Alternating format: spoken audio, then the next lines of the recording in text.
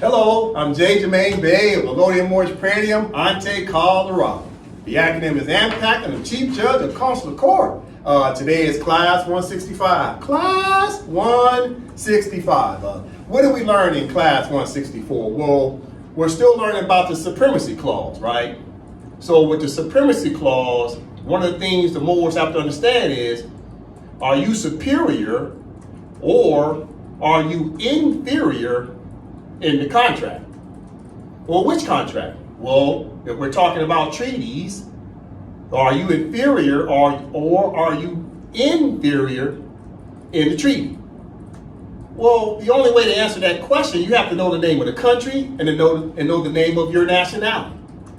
Since the name of the country and the nationality lets you know if you're superior or not. The United States of America has always signed treaties with the Empire of Morocco, His Majesty Sultan, and the Moorish government. They've been signing treaties with the Empire of Morocco since the year 1786. And then they renewed that same treaty in 1836. The United States of America turned around and signed a multilateral treaty in the year 1880 that still recognized the Moors. Then the United States of America turned around and signed another treaty, a multilateral treaty in the year 1906, still recognized the Moors government, the Sultan, and the Empire of Morocco as being the sovereign and independent state. So that means that the United States of America knows who's superior in the contract because they've continued to sign multiple treaties, right? So as we start to study the Supremacy Clause, one of the things we learned in Class 164 is that Article 6, Clause 2 of your foster mother's Constitution, right? Why do I say Article 6, Clause 2 of your foster mother's Constitution? It's because all the Moors were adopted under a word called naturalization. So when you read the 14th Amendment of the United States Constitution, it says, all persons born or naturalized in the United States is subject to the jurisdiction thereof. So all the Moors were naturalized. What does naturalized mean? Adopted. Therefore, the United States of America is your foster mother because she adopted you. So we start to study the Constitution of the United States, which is your foster mother's Constitution. You should understand what she calls her Supremacy Clause. And what is the Supremacy Clause? Article 6, Clause 2, it has what? 8 subsections. This is what we learned.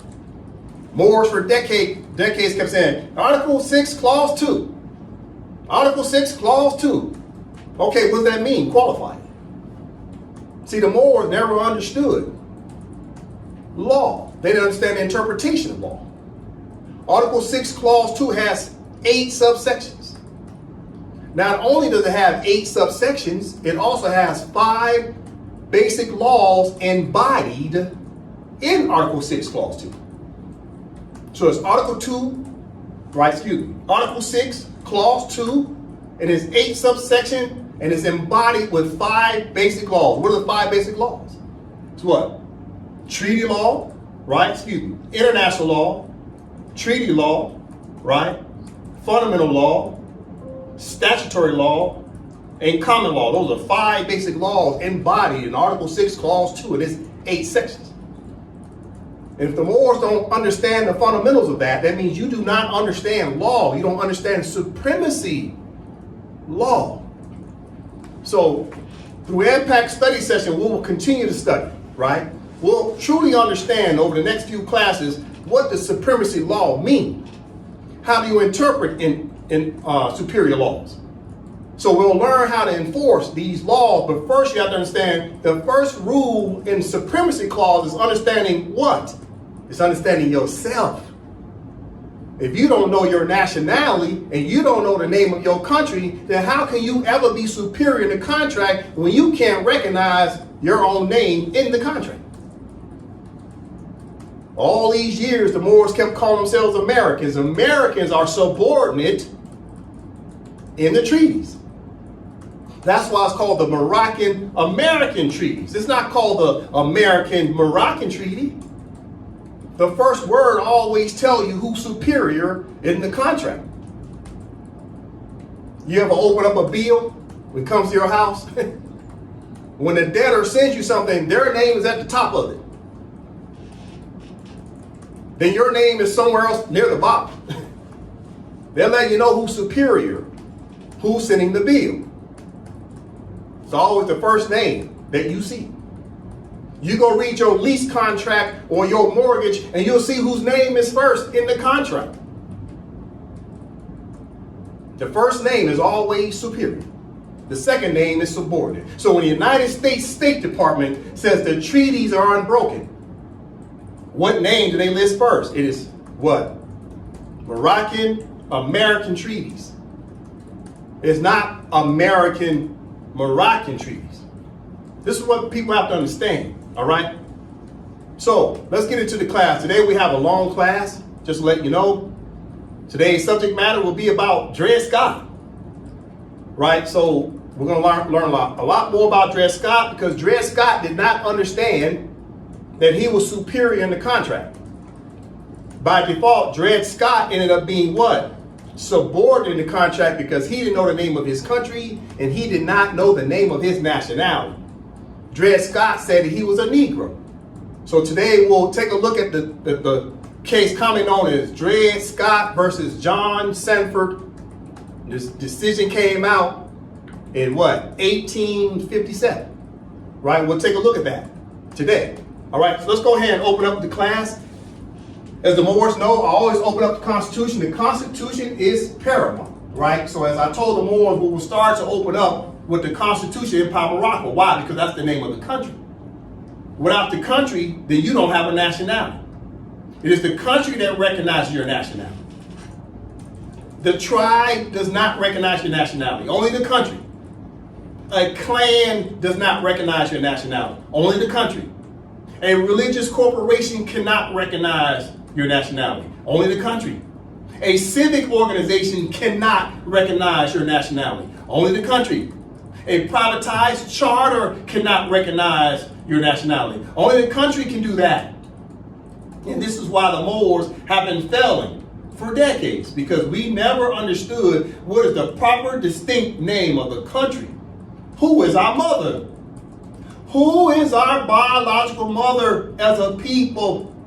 It is the Empire of Morocco according to treaties. It is not the United States of America. All right? Okay, so this Constitution for the Empire of Morocco, it was signed by the Sultan on June 3rd, 2024. It has 106 articles.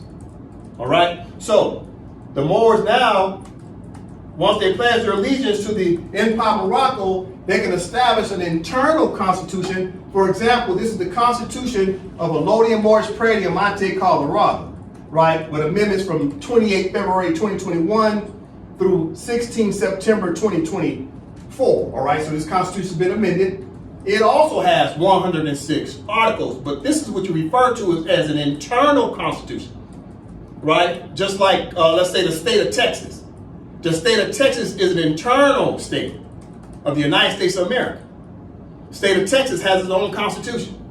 But the state of Texas constitution is what? Subordinate to the Constitution of the United States. You see?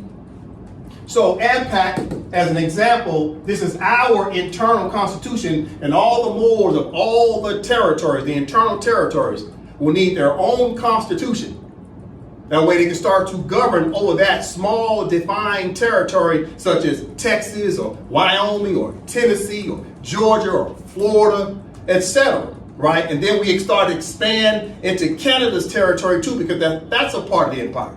Ontario, those Moors in Ontario will need an internal constitution that comes under the Constitution of the Empire of Morocco, etc. Right? Okay, let's move on. Okay, as the Moors know, we've reestablished the three branches of government. On behalf of who? Our biological mother. We have pledged our allegiance to our biological mother. It's an abstract called what? A state. It's an abstract. Right? So the name of our biological mother is the Empire of Morocco. Right? Which is an external, sovereign, an independent state. All right? So who's head of state? The Sultan, who's head of state. Then you got three branches of government. You got the executive branch, legislative branch, and you got the judicial branch. It's very important. This is what the Moors are in the absence of.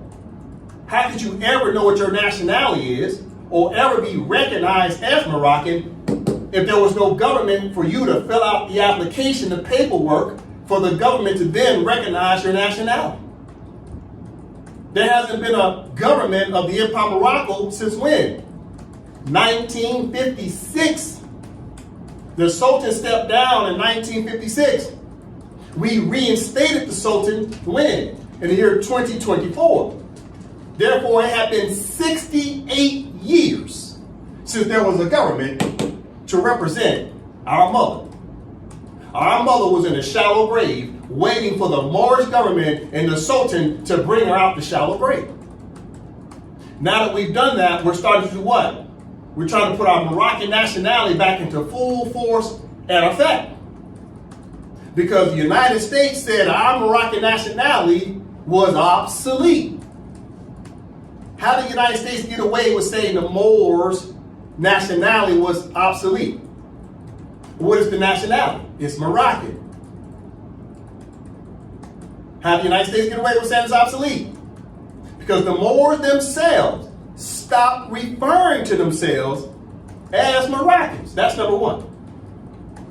Number two, you started referring to yourself as Americans because you were adopted. You started calling yourself by the family name of your foster family. But the reality is, how could you ever refer to yourself as Moroccan when there was no Moroccan government for you to come back to? There was no family.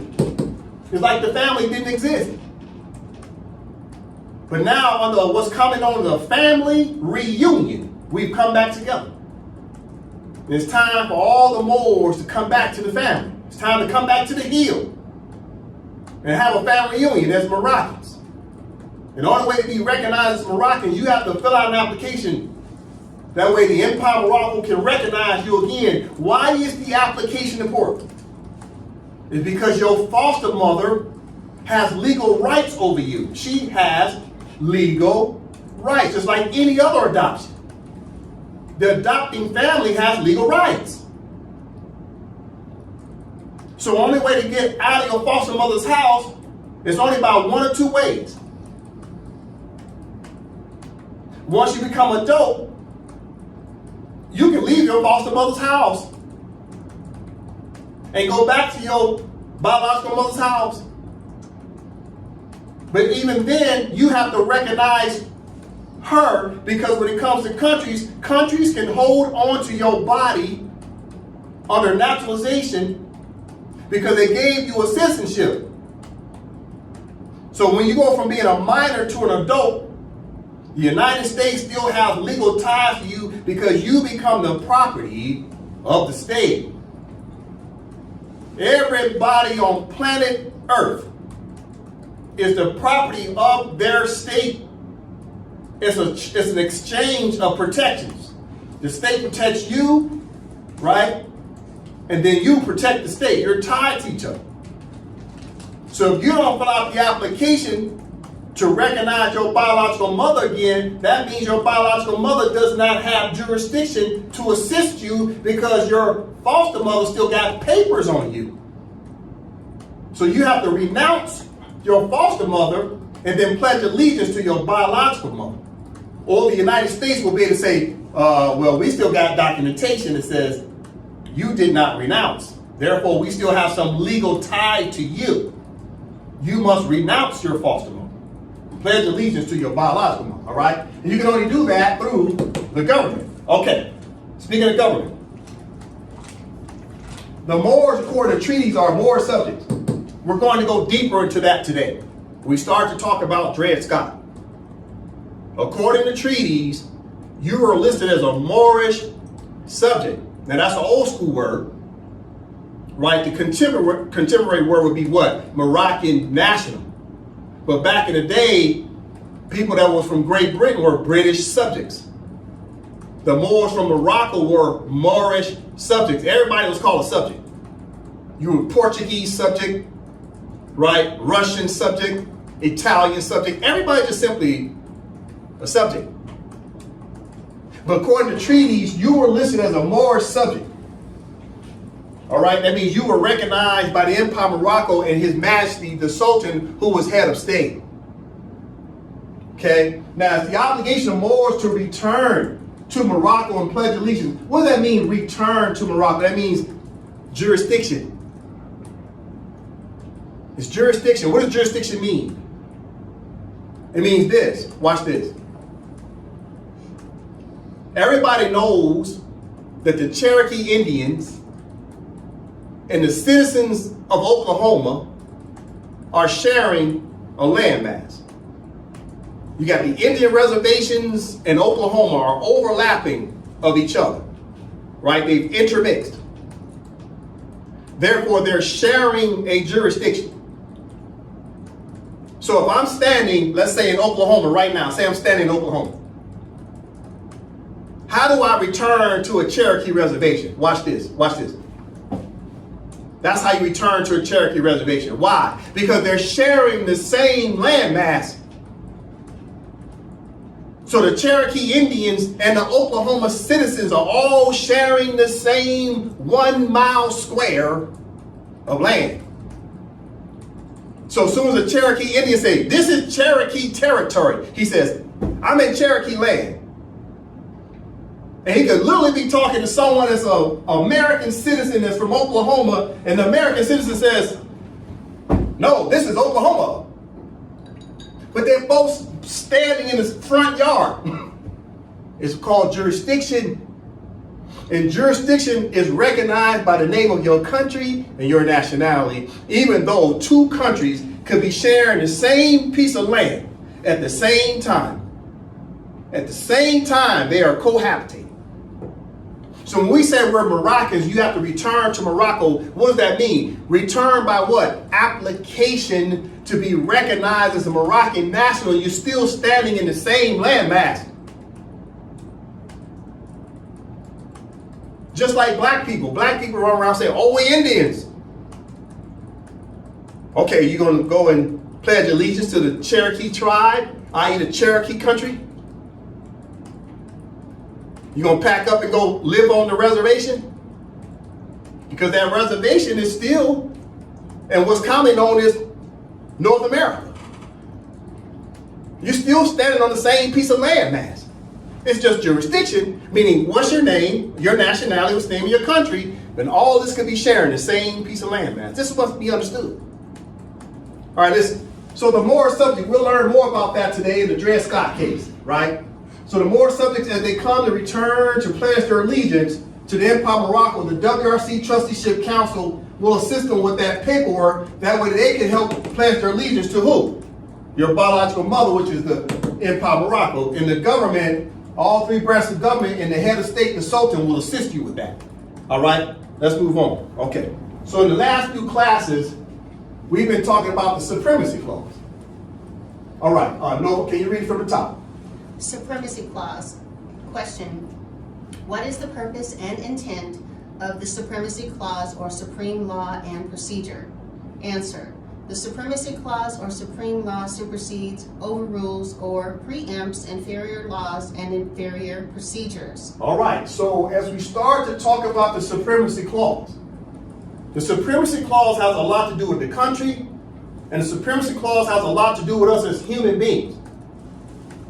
If you don't know that you're superior to contract, then by default, you lose. You lose. So I'll take it from the top. Supremacy Clause.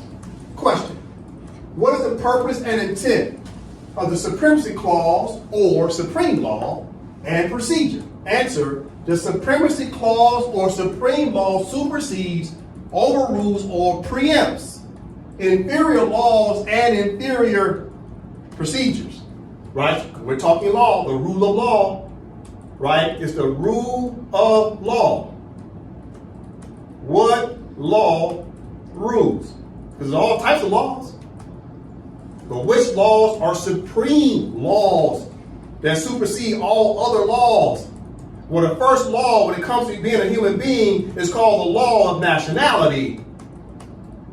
And the Moroccan nationality is supreme. Where? In the Empire of Morocco's what? Jurisdiction. So when you go back to the 14th Amendment, what does it say?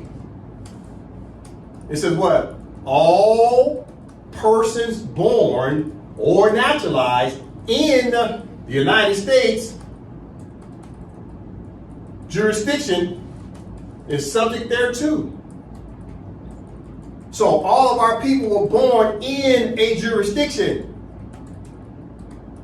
What does that mean? You were born under a country umbrella, the protections of a country. Jurisdiction is like an umbrella for your foster mother. You never signed any documentation that said you was born under jurisdiction, an umbrella of the Empire of Morocco. It's jurisdiction. So now you'll sign paperwork that says what? You have returned to the jurisdiction of the Empire of Morocco. Keeping in mind, the Empire of Morocco is superior over the United States of America because the United States of America is located where? In Morocco, the country. Remember, there's countries that have jurisdiction over other countries, such as Great Britain had jurisdiction over Jamaica. And Jamaica's a country, but Great Britain had them in a commonwealth, which meant that Great Britain still had jurisdiction over Jamaicans. Because Great Britain was referencing Jamaicans as being who? British subjects. Go read Jamaica's constitution and you'll see it. Listen, okay, we're talking supremacy clause. When you start to talk about law is nothing but contracts. So in the art of contracts, you must know who you are in the contract. What side of the table do you sit on? The superior side or the subordinate side? When you walk in and go see your boss at the job, they sit on the other side of the table. You sit on the subordinate side. Okay, so if you're looking at this, the four basic elements of a contract reads as follows. Brother Dre? What are the four basic elements of a contract? Number one, who are the parties to the contract? Two, who is superior and who is inferior in the contract? Number three, what are the terms and conditions of the contract? Four, how do you enforce the contract? Okay, so this is where the Moors were failing. I've been saying this for a very long time.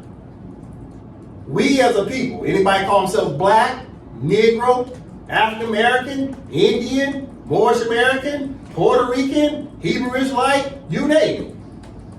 We have all failed at the four basic elements of a contract. Okay, it reads as follows. What are the four basic elements of a contract? Well, number one, who are the parties to the contract? Well, what contract? Treaties. Treaties recognize the name of the country, and treaties recognize the nationality of the people of said country. So we as a people kept running around saying, under number one, who are the parties to the contract? You as a party then kept saying, oh, I'm black. Well, you failed because there ain't no such thing as a black country. There's no such thing as a black nationality on planet Earth. You failed. Then you turn around and say you're African American. Well, wait, time out. Is there some country called the Republic of America? Right? There's no republic called Africa, America, or African American. Is there a nationality called African American? No, because there's no country called African America. Nowhere on planet Earth. So as soon as you call yourself African American, you failed. You immediately became subordinate in the contract by default because you don't know who you are. As soon as you say you was Moorish American, is there a country called Moorish America? No. Therefore, how can Moorish American be a nationality when there's no country called Moorish America? You see what I'm saying? You get your name from the country. And if the country don't exist, how can you get a name from it? And this is why the Europeans started to say that Moroccan nationality is obsolete. Why? Because we as a people, as copper-colored people, did not understand the name of our own mama. Your mother gives you your name. You get your name before you even come out the womb. Your mama sit up at night, yeah, I think I'm gonna name him such and such. Before you're born, you got a name. And you have a family name. It makes no difference what your first name is. It's all about your last name. And what does the contract say? The contract's all about the last name. That's what family represents. So what's the name of our family? It's the Empire Morocco. Go back to it. That's your family name. The name is the Empire Morocco. And the nationality is Moroccan because Moroccan is about Morocco. Morocco's nationality is Moroccan. Listen. So, number one, who are the parties to the contract? It's Moroccans and Americans in the treaties. Number two, who is superior and who is inferior in the contract? Where the person to the left is always superior, the person to the right is always subordinate in the treaty. Number three, what are the terms and conditions of the contract? That means now you have to read the treaty. That tells you the terms, right, which are the words, the terms. And what does conditions mean? That means specific performance. These words, right, because words turn into sentences, sentences turn into paragraphs, and paragraphs turn into contracts. So the terms are the words that sets forth specific performance for both parties to maintain their what? Observation and application. They have to apply the contract, the terms and conditions of it. And if you don't even know who you are in box one, how can you enforce the contract when you don't know which side of the table you sit on? Last but not least, number four, how do you enforce the contract? How do you enforce a contract? Well, what court do you go to? You got a contract, you're having a problem with someone, don't you typically try to go to court to settle it, right? Okay, if you're Moroccan, what court do you go to? Consular court. If you run around saying you're American, guess what court you got to go to? American court. So we as a people have been trying to use the courts of the several union states. We've been trying to use the federal courts, and we keep wondering why we keep getting our behinds kicked. It's because your foster mother knows that your biological mother has a court called consular court that you were supposed to go to. But you don't know that because you don't know your party name. What's the party name? The name of the country and your nationality. And this is why we have failed at box one, which means we could not enforce box 2, 3, or 4. And this is why we keep losing. Listen, what I have up here. When you start talking about law, you must have what's commonly known as a legal argument of the supremacy clause. When you start to master the supremacy clause, your argument gets stronger the closer you get towards the true source of the law. The closer you get to the truth, the stronger your argument becomes. It's like when you're playing cards. If you have a royal flush, ace high, ace, king, queen, jack, that's a royal flush. If you got all spades, the closer you get to the truth, the higher you get to the truth of a winning hand of law, you have a tendency to win. So in your legal argument of the supremacy clause, when you learn how to enforce supremacy laws, because supremacy laws trump, they supersede, they overrule all other laws. So why not try to study the highest law you can possibly study, since you know all these laws down here are what? Subordinate. Study the highest law. Okay, for example, these 4 instruments is the highest form of law. When you're talking about who? Moroccans and Americans who are in a bilateral or multilateral treaty. So when you start talking about under your legal arguments, you start enforcing supremacy clauses of these 1, 2, 3, 4 instruments. And what are these 4 instruments? Okay. First we have what? The Empire of Morocco's constitution, EOM, right? Let's increase that. Okay. We have the EOM, Empire of Morocco Constitution, right? That's one instrument. And then you got the United States Constitution. That's another instrument. That's a contract. Amongst who? Americans. That's a unilateral contract, almost like a trust or a will amongst who? Americans. Over here to the left is a trust or a will amongst who? Moroccans. You see? These are contracts. Internal contract, internal contract. 2 separate families. 2 separate wills. 2 separate trusts. 2 separate deeds. Listen, what's the third contract? The Act of Sarahs, which is a treaty. It's a multilateral treaty that both of these countries, the Empire of Morocco, the United States of America, signed that treaty.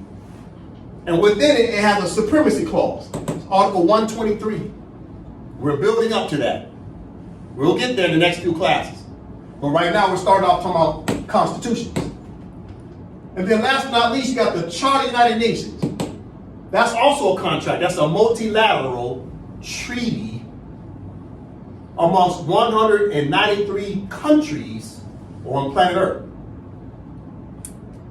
They all come to this big, giant round table that has 193 chairs.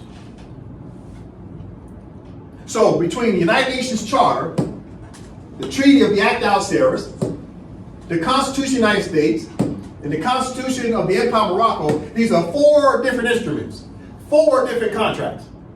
And all 4 of these contracts have at least one supremacy clause in each one of these contracts. And when you understand the most powerful language in that contract, so in the contract for the Empire of Morocco, what's one of the strongest supremacy clauses? It's this one right here that talks about treaties, supreme law of the land. It's Article 65. The United States Constitution, Article 6, Clause 2, talks about supremacy language. When you talk about the Act of Sarahs, which is a multilateral treaty, it's Article 123. That's a supremacy clause. When you talk about the United Nations Charter, Article 103, that's a supremacy clause. I'm building up to these things, okay? I'm taking it from left to right, then I'm going up in this direction. I'm going counterclockwise, okay? Starting here, 2, 3, 4. I'm building up. So in class 164, I spent a lot of time talking about the Constitution of the United States. I'm building up, all right? Now keep in mind, what did I tell you? Who's in the middle? Who's stuck right in the middle? It's the United States of America. The United States of America is right in the middle. You call this strategy. You surround the United States of America with law, not marching and praying. You beat them with a pen. You tell them what? I'll see you in court. You don't march and pray. You pick up a pen and you bring a civil or criminal suit against colonists. And the colonists are absolutely surrounded by what? Law. The rule of law. These 4 supremacy clauses, which is called the rule of law. They're absolutely surrounded. If they go this direction, the charter puts them in check. They go this direction, the treaties put them in check. They go this direction, the Empire of Morocco's constitution puts them in check. They go this direction, the Constitution of the United States puts them in check. You notice how the federal judges have been putting the Trump administration in check? Because of the supremacy clause. The judges get to make the final decision. If in fact, the President of the United States is doing something what? Unconstitutional. If his administration is doing something that's unconstitutional. If they do anything to break the law, the judges have a right to come in and do what? Strike it. they get to preempt it. They get to overrule because they're using supremacy language. You see? So we as Moors, when we enforce the Constitution, we say, your judges have to adhere to the treaties. And the judges know that of the United States. But what's the problem? Our people don't know who the hell we are. In the contract, we kept saying we're Americans. But if we were saying we were Moroccans, then those American judges would instantly be what? Silent on the matter because they can't rule on Moroccan-American disputes. What's the only proper venue, i.e. what's the only proper court that can hear suits regarding Moroccans and Americans? It's only consular court. And who are the only judges that can sit in the consular court? Only Moorish judges. We'll talk about that today. All right. Okay. Now, I'm going to look up the word Moor. But before I do that, listen. Today we're going to talk about Dred Scott. I think it's important to talk about it. So we're going to talk about the Supremacy Clause. Right? This is a landmark case, right, that was decided by the Supreme Court of the United States just before the Civil War. The decision came out on March 6, 1857. All right? The Civil War started when? 1861. And the Civil War started mainly because of this gentleman right here, Dred Scott. But what you'll learn today that the only reason why the Supreme Court even allowed Dred Scott to petition the court as a plaintiff is because the Supreme Court wanted to create what's called case law precedent that said they did not recognize a Negro's rights. They just wanted something on the record to say, go back and look at precedent. We don't recognize Negroes as having rights, or shall I say equal rights as whites, or i.e. Caucasians. But what you're going to learn today, the real reason why the Supreme Court picked up that case of Dred Scott is because the Sultan of Morocco was signing treaties with all the other European countries, such as Great Britain. So in the year 1856, the Sultan signed a treaty with Great Britain that allowed the British government to naturalize the Moors. So the Moors went from being Moroccan while they was in Great Britain to overnight, they turned into British citizens. Because the Sultan allowed the Moors to be what? Adopted. And now the Moors, instead of being referred to as Moor subjects, they're referred to as British subjects overnight. I'll explain that today so I can show you why Justice Taylor, which is the chief judge of the Supreme Court, he was an absolute racist. Let's just say that for the record. Even the United States recognized that he was just an absolute racist. But keep in mind, there was 9 judges on the Supreme Court. 7 of them voted against Dred Scott. Only 2 voted in favor of Dred Scott. All right? So we'll talk about that today. Listen, I'm going to look up the definition of Moor because I have to build up the proper concept in context. What's the concept and context of this case? It was Dred Scott versus John Sanford. John Sanford was a Caucasian, a white man, he was a slave master. And Dred Scott wanted his freedom. So I'm going to build you up. Listen, what is the definition of a Moor? This is Etymology Dictionary. M-O-O-R. M-O-O-R. Capital M, noun. Capital M, noun. A Moor is what? Who are Moors? The Moors are who? See this word right here? Be patient with me. The Moors are who? Everybody calls themselves black, right? Keeping in mind, black's an adjective, it's not a noun. Everybody calls themselves black. And everybody calls themselves what? Negro. Everybody calls themselves Negro, black, and colored are what? Who are they? What is it the United States knows about you? What did the Supreme Court know about Dred Scott? That Dred Scott was a Moor. Because Dred Scott said he was a Negro.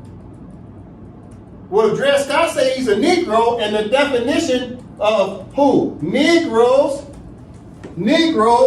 and blacks, right? Negroes and blacks are who? Moors. Because that's the proper what?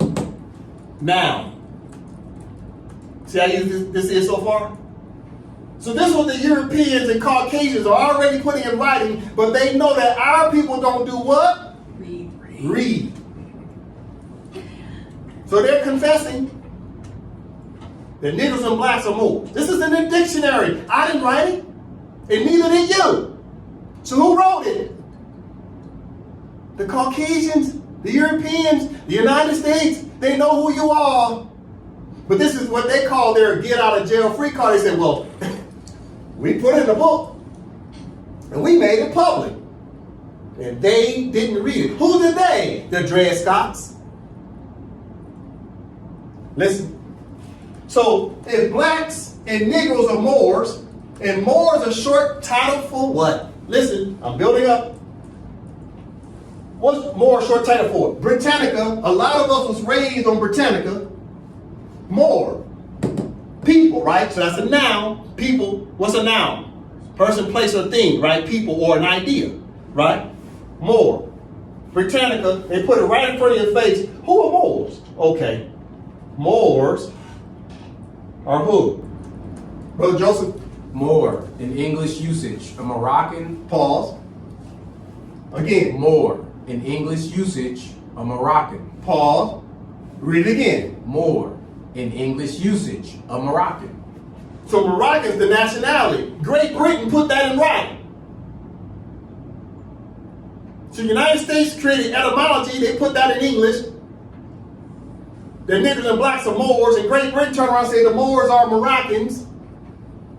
And Dred Scott said he was a Negro, therefore they knew he was what? A Moroccan. But Dred Scott didn't know he was Moroccan. Listen, I'm building up.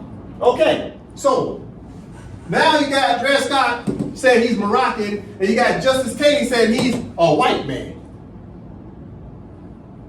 You see the games being played already? They're playing a crayon game in the case. Justice Taney wasn't saying he was American. Justice Taney was saying that he was white and that Negroes should not have the same rights as who? Whites. He didn't want to talk nationality about Dred Scott. He wanted to play the crayon game. You see, in the crayon game that they created, whites on top of the blacks. Blacks at the bottom. They're subordinate in this game of crayon called the caste system. But when they talk nationality, Moroccans at the top, Americans at the bottom. This is why they don't like to talk about nationality to our people. They don't want to remind us of who we really are, because if they told us who we are, we immediately become Moroccans instead of being black. You go from black to Moroccan. You see how that is? Listen, I'm going to prove to the Moors today, and I'm going to prove to the citizens of the United States that Dred Scott's rights were absolutely infringed upon. I want to explain to you, because let me tell you this for the record. All attorneys, before they get their license, they all have to study the Dred Scott case. 100% of them have to study the case. All of them. Before they can pass the Bar Association to get their license. all judges start off as attorneys first. No one goes from law school and becomes a judge. They go from attorney to judge. Then they go from state judge to what? Federal judge. Then they go from federal judge to Supreme Court. They just keep going up the ladder, but they all start off as attorneys, then they become judges, and then they just keep going up the ladder, and the highest they can achieve is what? Supreme Court. Unless they're fortunate enough to get at least one seat on the International Court of Justice, but that's an international court. But when you're talking United States of America as a country, the highest level you can reach as a judge is the Supreme Court. So I'm going to prove today, like I said, it might be a long class today, I'm going to prove to you today they violated Dred Scott's rights. What type of rights? Human rights. And when you violate a person's human rights, that's a crime against humanity. That's a crime. You're a criminal when you violate people's human rights. You see? All right, so we're going to go over a couple of articles of your foster mother's constitution. Now keep in mind, I'm building up. I'm taking a long route. There's no shortcuts. So be patient with me. Okay, what do I have up here? I have your foster mother's constitution. This is Article 3, Section 2, Clause 1, cases or controversies. I'm going to prove to you that they violated Dred Scott's rights. What type of rights? Human rights. Because Dred Scott had a right to know his nationality. Okay, as a quick brief. The Supreme Court, what did they rule against Dred Scott? They said he was plaintiff in error. What does that mean? He didn't have a right to even petition the courts. Why? Because he wasn't a citizen of the United States of America. He couldn't be plaintiff. He couldn't use their courts. Okay, if you're going to deny Dred Scott to say he can't use your courts because you're saying he ain't what? American. Then you have a right to turn around and tell him his nationality. That way he could petition who? His country to come in as a redress, because all human beings on planet Earth deserve a right to bring their case to a court. If you can't bring your case to a court, that is a crime against humanity. Everybody deserves justice and redress. So if they deny Dred Scott a right to even bring his case to the court, that means they wasn't even treating him like what? A human being. Okay, taking a long route. Okay, Brother Dre from the top. Article 3, Section 2, Clause 1, cases or controversies. The judicial power shall extend to all cases in law and equity arising under this Constitution, the laws of the United States, and treaties made, or which shall be made under their authority, to all cases affecting ambassadors, other public ministers, and consuls, to all cases of admiralty and maritime jurisdiction, to controversies to which the United States shall be a party, to controversies between two or more states, between the state and citizens of another state, between citizens of different states, between citizens of the same state claiming lands under grants of different states, and between the state or the citizens thereof and foreign states, citizens or subjects. All right, thank you very much. So in your foster mother's constitution that Dred Scott was trying to enforce, but they said Dred Scott wasn't even American. At the same time, they didn't want to tell him what his nationality actually was, because they wanted to treat him like he was what? A farm animal. 3/5 person. So what did the United States violate right off the top when it came to Dred Scott? Okay, first thing you have to understand is Dred Scott, since they did not want to recognize him as a citizen, right? Then automatically they should have recognized him as what? A subject. But instead, they want to recognize him as an alien. Aliens don't have a nationality. But yet, aliens are still supposed to receive what? Basic, fundamental human rights. Even if you don't know a person's nationality, they still deserve a right to stand in front of a court to seek redress if their human rights have been violated. So Dred Scott, technically, since they said he wasn't a citizen, that means according to the United States Constitution, he automatically fell into the status of subject. But subject means you have a nationality. Because you're either a British subject, Portuguese subject, Moorish subject. Your nationality is the word subject. Back in the day, they didn't say citizen. They didn't say national. They just said what? Subject. This word citizen was kind of a new word they were using, but most everybody's called a subject. So how could Dred Scott say he's a subject if they didn't even tell him what his nationality was? So they put him on the classification of alien, but even aliens have rights. Listen. So at the top it said what? Pay attention. I'm taking you the long route. So this is what? Article 3, Section 2, Clause 1. Cases of controversy between two. Between who? A person and another person. It's a lawsuit. Dred Scott was bringing a lawsuit against John 7.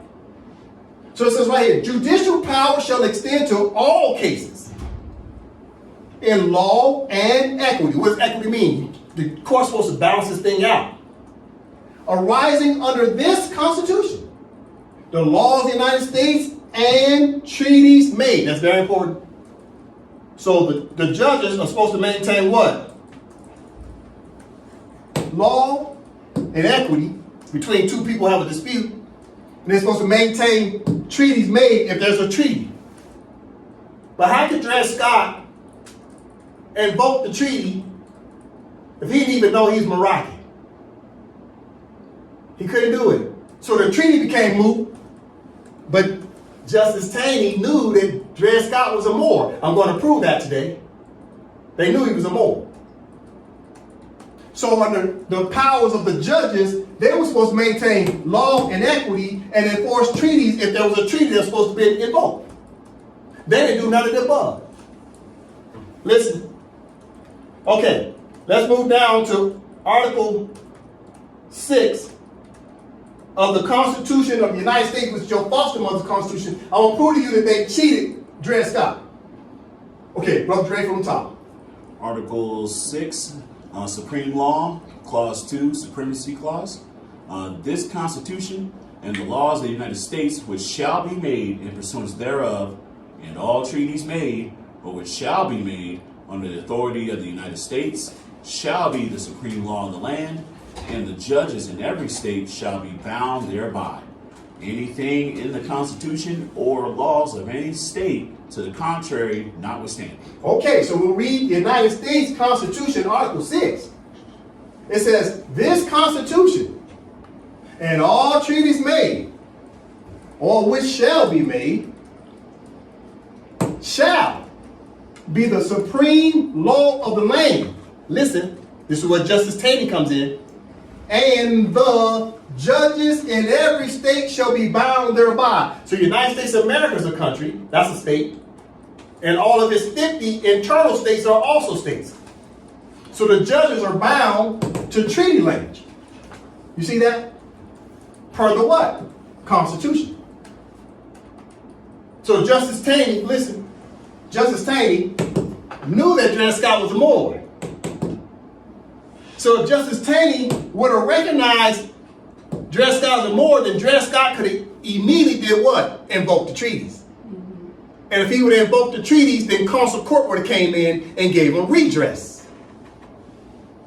So Justice Taney said, we're not even going to recognize him as a Moor. That way we don't have to use the treaties, because Justice Taney knew he was bound to the treaty language as being supreme language, supreme law. Listen, I'm taking a long route. Listen. All right. Now, let's talk Fifth Amendment. The Fifth Amendment, which is a part of the Bill of Rights, right? The United States came up with what's commonly known as the Bill of Rights, was the first 10 amendments. So there's a Fifth Amendment. Right? Brother Dre? Fifth Amendment, substantive due process.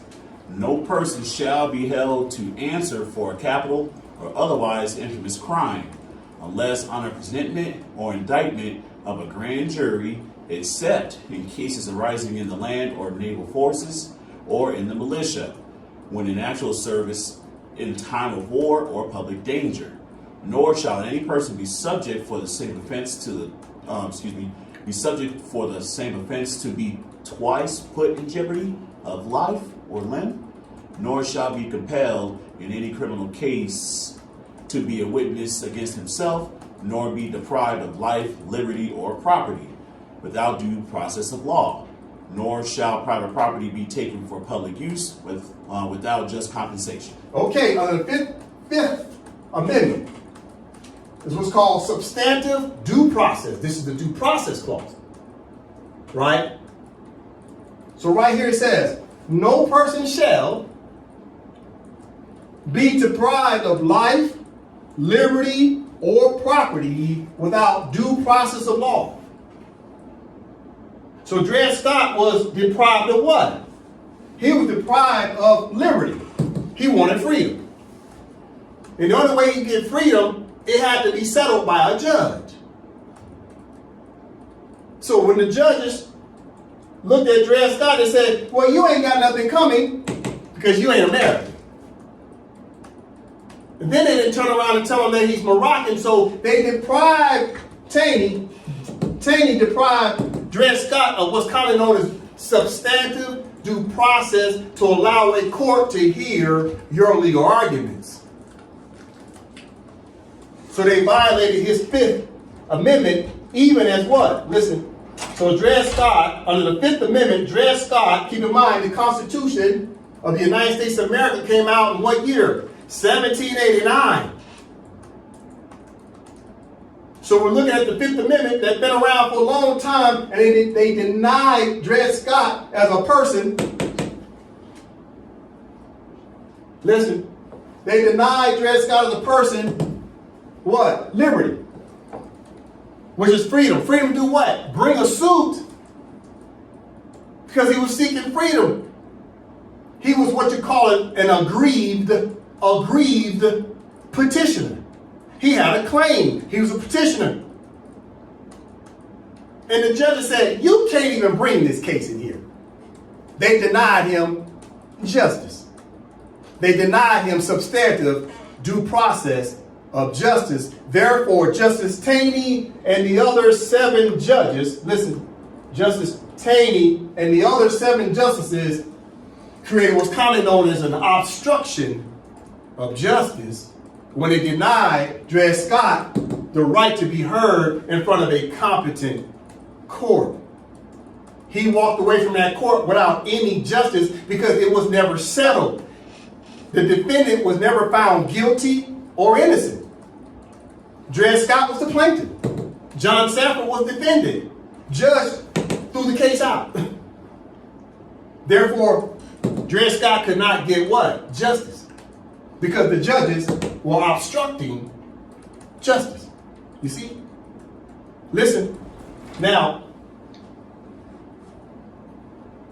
pay close attention to what I'm about to say next. Keep in mind, all judges start off as attorneys. What do they have to pass first? They got what? The bar, right? What does bar stand for? It's an acronym for what? The British Accredited Registry. So they're all practicing laws that they got from Great Britain, from the Parliament. Right? It's copy, paste, plug, and play. That's what they've done. They've used all the Great Britain's laws to set up their government of the 13 colonies that expanded to 50 plus colonies. They're still using British concepts and doctrines. This is no secret.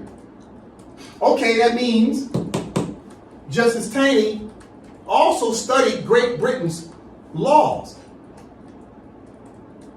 Because he was a Chief Justice of the Supreme Court. That means he had studied a variety of laws. He was trying to study the United States laws, but the United States was a brand new country. It didn't even come into being until what? Year 1789, when the Constitution of the United States of America came out with George Washington. So by the time Justice Taney is sitting here in the decision of 1857, you're talking about what, about 70 years that the United States of America was even a country? So what do you think they were still studying? British laws in order to understand how to set up their own American government. And this is why to this very day of the year 2025, they're still talking about the Bar Association. Because that's who? Their original mother. Listen, we're talking slavery, we're talking supremacy law.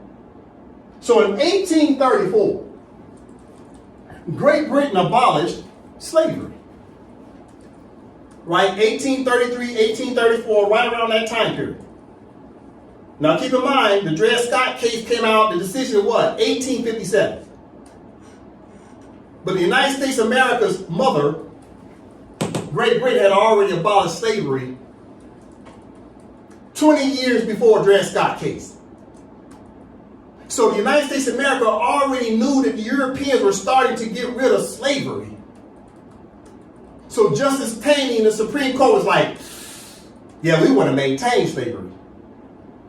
So let's build up, let's understand what Great Britain was doing. Keep in mind, the United States of America is copying off of Great Britain. So they knew Great Britain was getting rid of slavery. But the southern states did not want to get rid of slavery, but the northern states did.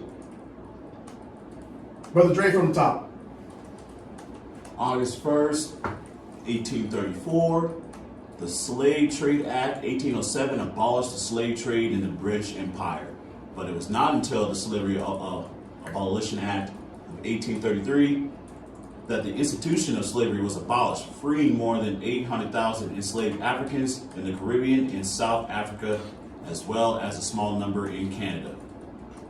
The Slavery Abolition Act received royal assent on August 28, 1833, and took effect on August 1st, 1834. The British were the biggest proponents of the abolition of slavery worldwide by the late 18th century, having previously been the world's largest slave dealers. All right, so Great Britain abolished slavery starting with the Slave Trade Act of 1807, which abolished slavery, 1807. And then Her Majesty, the Queen, turned around and did what? She went on ahead and signed off and said, okay, let's make this official. The royal assent, what does assent mean? They got the Queen's permission on August 28, 1833 to abolish slavery in all of its British territories. So when this is happening, you don't think Justice Taney and all the other judges knew what Great Britain was doing? Of course they knew. Because they're copying off British parliamentary laws. Listen, I'm building up. Okay. As we start to build up, let's go back to Dred Scott. We have to understand Justice Taney's psychology. What was he thinking along with the other 6 justices, because there was 7 of them out of the 9 who voted against Dred Scott. What was their psychology against this prima facie, this first impression of this person standing in front of them? You must understand it's called psychology. Listen. In law, especially criminal law, we're studying. AMPAC study session is an educational platform to teach law. This ain't about your damn feelings. This is law. You must have a legal argument. But in your legal argument, you must also study the alleged criminal's mentality, because all criminals are masterminds. You must study their psychology. Listen, in law, there's a word called what? Modus operandi. Modus operandi. That's to study the psychology and the pattern of behavior of a criminal.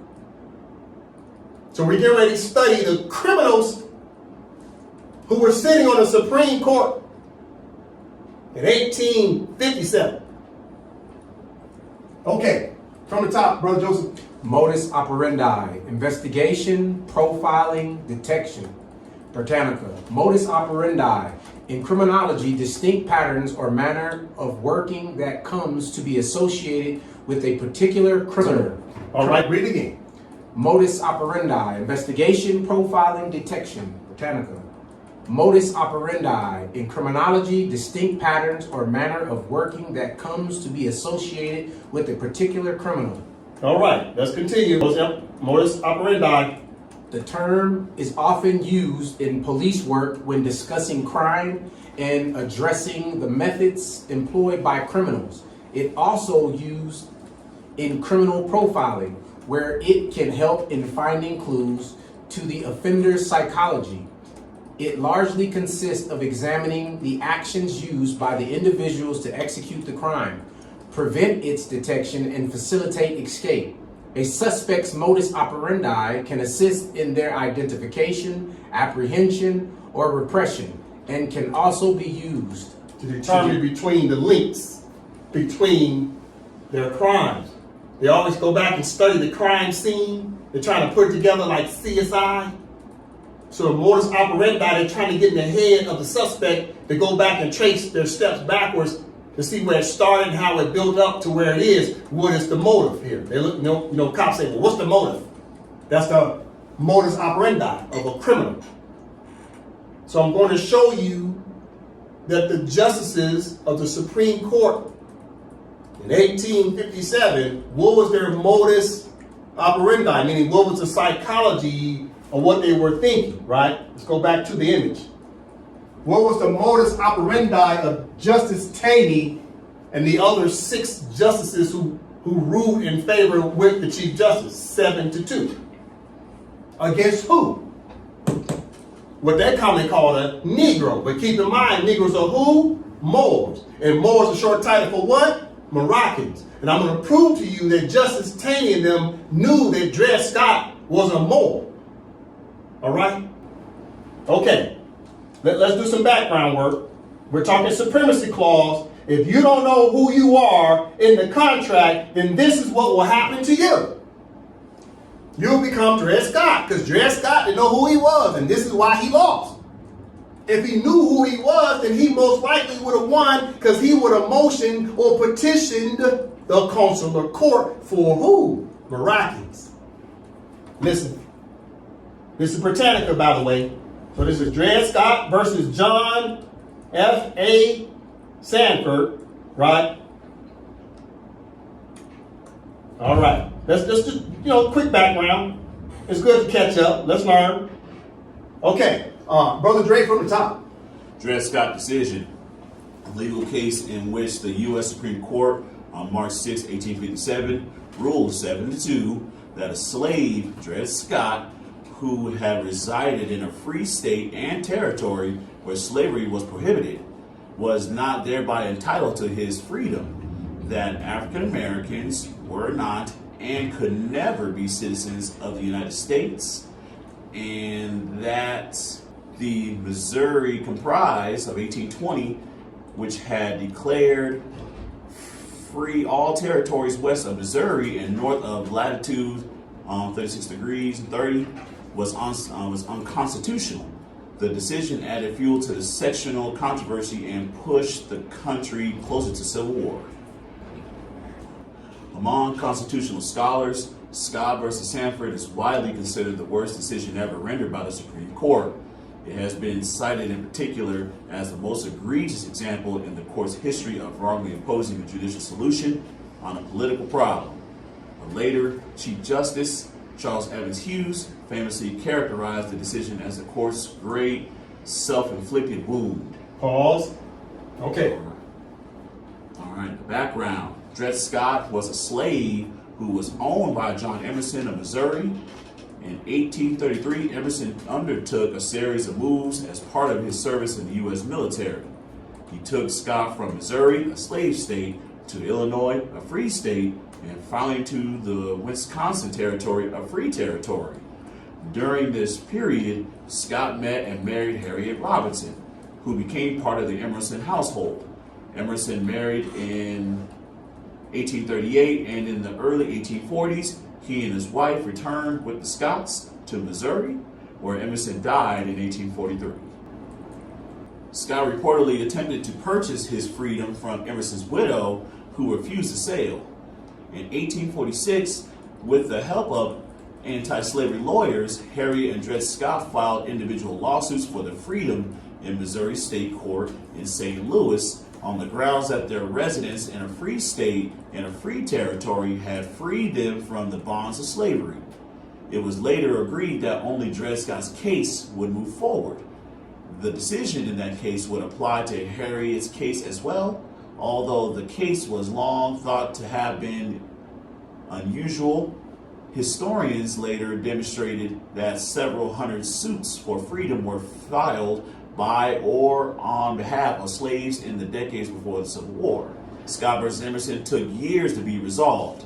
In 1850, the state court declared Scott free, but the verdict was reversed in 1852 by the Missouri Supreme Court, which thereby invalidated Missouri's long-standing doctrine of quote-unquote once free, always free. Emerson's widow then left Missouri and gave control of her late husband's estate to her brother, John F.A. Sanford, a resident of New York State. His last name was later incorrectly spelled Sanford on court documents. Because Sanford was not subject to suit in Missouri, Scott's lawyers filed a suit against him in U.S. District Federal Court, which found in Sanford's favor. The case eventually reached the U.S. Supreme Court, which announced its decision in March 1857, just 2 days after the inauguration of President James Buchanan. The decision: Chief Justice Roger Brooke Taney's opinion for the court was arguably the worst he ever wrote. He ignored precedent, distorted history, imposed a rigid rather than a flexible construction on the Constitution, ignored specific grants of power in the Constitution, and tortured meanings out of other more obscure clauses. His logic on the citizenship issue was perhaps the most convoluted. He admitted that African Americans could be citizens of a particular state and that they might even be able to vote, as they in fact did in some states. But he argued that state citizenship had nothing to do with national citizenship, and that African Americans could not sue in federal court because they could not be citizens of the United States. Scott's suit, therefore, should have been dismissed for lack of jurisdiction by the district court. On this point, however, Taney stood on shaky constitutional ground. If even one state considered an African American a citizen, then the Constitution required that all states, and by inference, also the federal government, had to accord that person, quote unquote, all privileges and immunities of citizens in the several states, Article 5, Section 2, which include, Article 4, Section 2, which includes the right to sue in federal court. Furthermore, Article 3, which establishes the jurisdiction of the federal courts, does not mention national citizenship, but rather declares that the quote-unquote the judicial power shall extend, among other things, to controversies between citizens of different states, the so-called quote-unquote diversity jurisdiction. Pause. So, right here, they're already talking about diversity of different states. But obviously, talking about Missouri, Illinois, and all that. But at the same time, always remember, they knew that Dred Scott was Moroccan. I'll prove that in a little while. All right, be patient with me. Even with this weak argument, Taney could have been accused of nothing worse than faulty reasoning if he had stopped there. If Scott was not a U.S. citizen, he could not sue in federal court, and the case would therefore have been improvidently granted. But Taney was determined to impose a judicial solution on the slavery controversy. Although later courts would adopt the policy of deciding constitutional questions on the narrowest possible grounds, the pre-Civil War courts often decided all issues that could support the rulings. Thus, Taney continued, holding that Scott had never been free and that Congress had in fact exceeded its authority in the Missouri Compromise, because it had no power to forbid or abolish slavery in the territories. The Missouri Compromise, which had served as a accepted constitutional settlement for nearly 4 decades, thus fell. Even the doctrine of popular sovereignty, as articulated in the Kansas-Nebraska Act of 1854, whereby the people of each federal territory would have the power to decide whether the territory would enter the Union as a free or a slave state, lacked constitutional legitimacy, according to Taney. He thus voided the principles of free soil, opposition to slavery in the territories and in newly admitted states, territorial sovereignty, and indeed every aspect of anti-slavery constitutional thought. So it says mentality, his psychology. See that last sentence? And indeed, every aspect of anti-slavery constitutional thought. You see, those who were against slavery, Taney was trying to strike that. He's trying to preempt and say, no, slavery is alive and well. And he was trying to maintain it, right? Regarding the question of Scott's freedom, Taney held that Scott could not claim to be free on the basis of his residence in Illinois or Wisconsin. Whatever status Scott might have had while in a free state or territory, he argued once he ever returned to Missouri, his status depended entirely on local law, notwithstanding the doctrine of once free, always free. Taney would have been on reasonably strong ground had he limited himself to upholding the district court's decision based on the idea that status was to be determined by the states. Alternatively, he could have held that Scott was not entitled to sue Sanford in federal court on the basis of diversity of jurisdiction because Missouri did not allow even free African Americans to be citizens.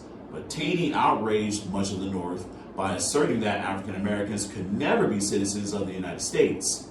The framers, in his view, did not regard African Americans as being among the quote-unquote people for whose benefit and protection the new government was founded, notwithstanding the perfectly general language of the Declaration of Independence and of the preamble to the Constitution.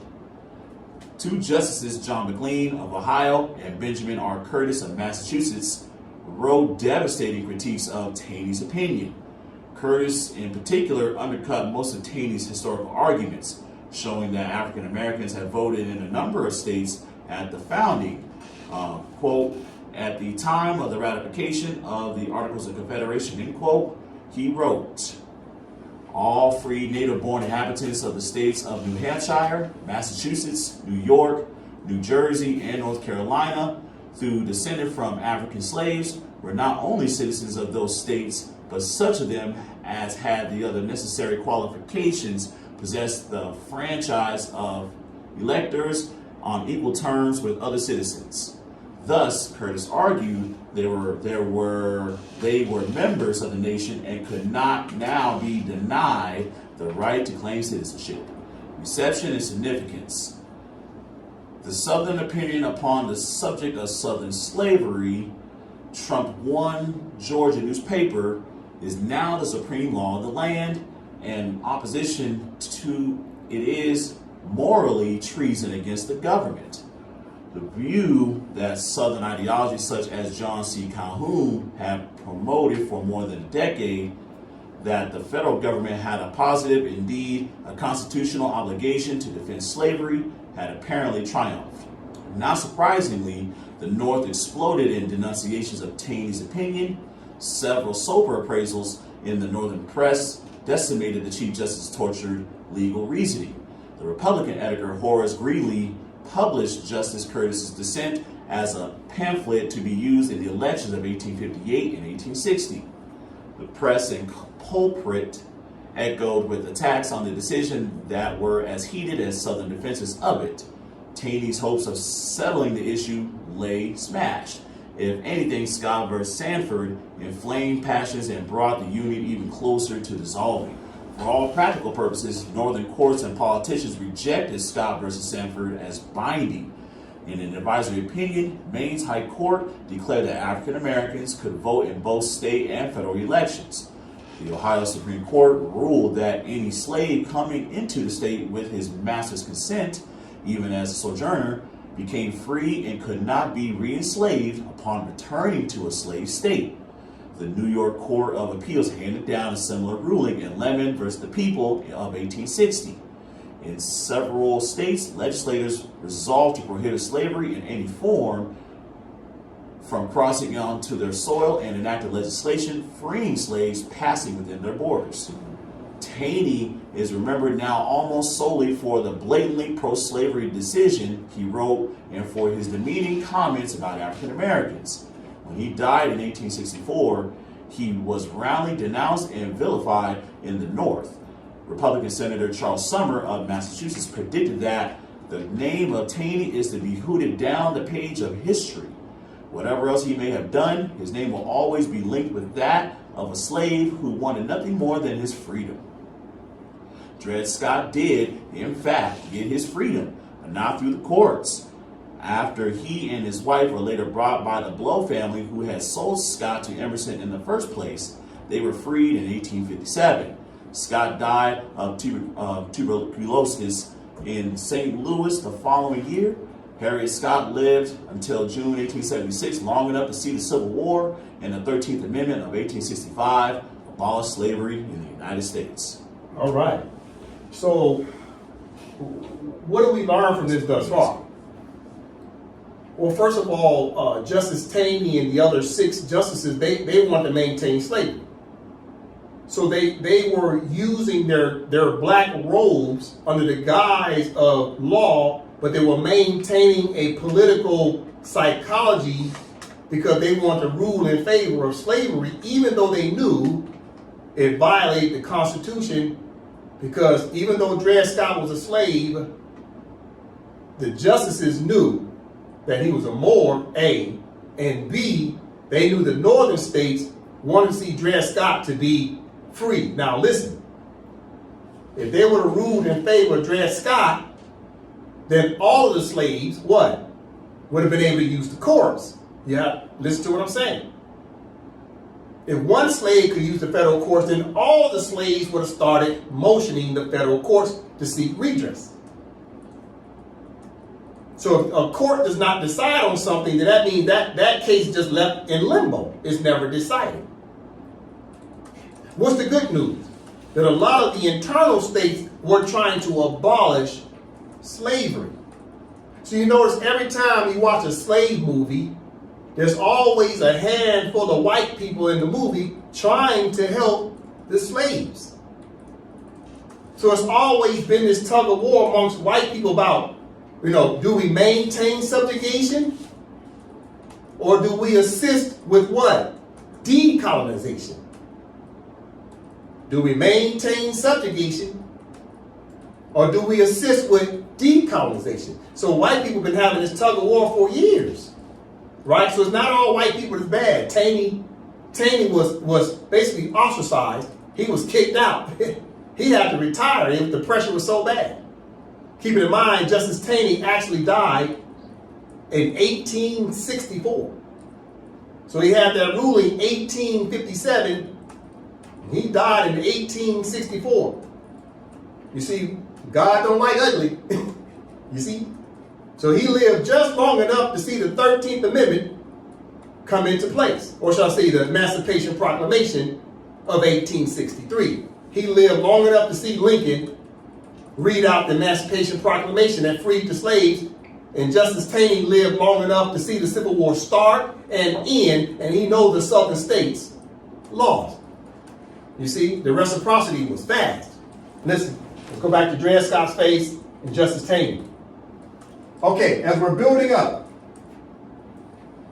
Justice Taney, let's understand the psychology of him and the other 6 justices, why they were thinking from a political perspective as well as from a judicial perspective.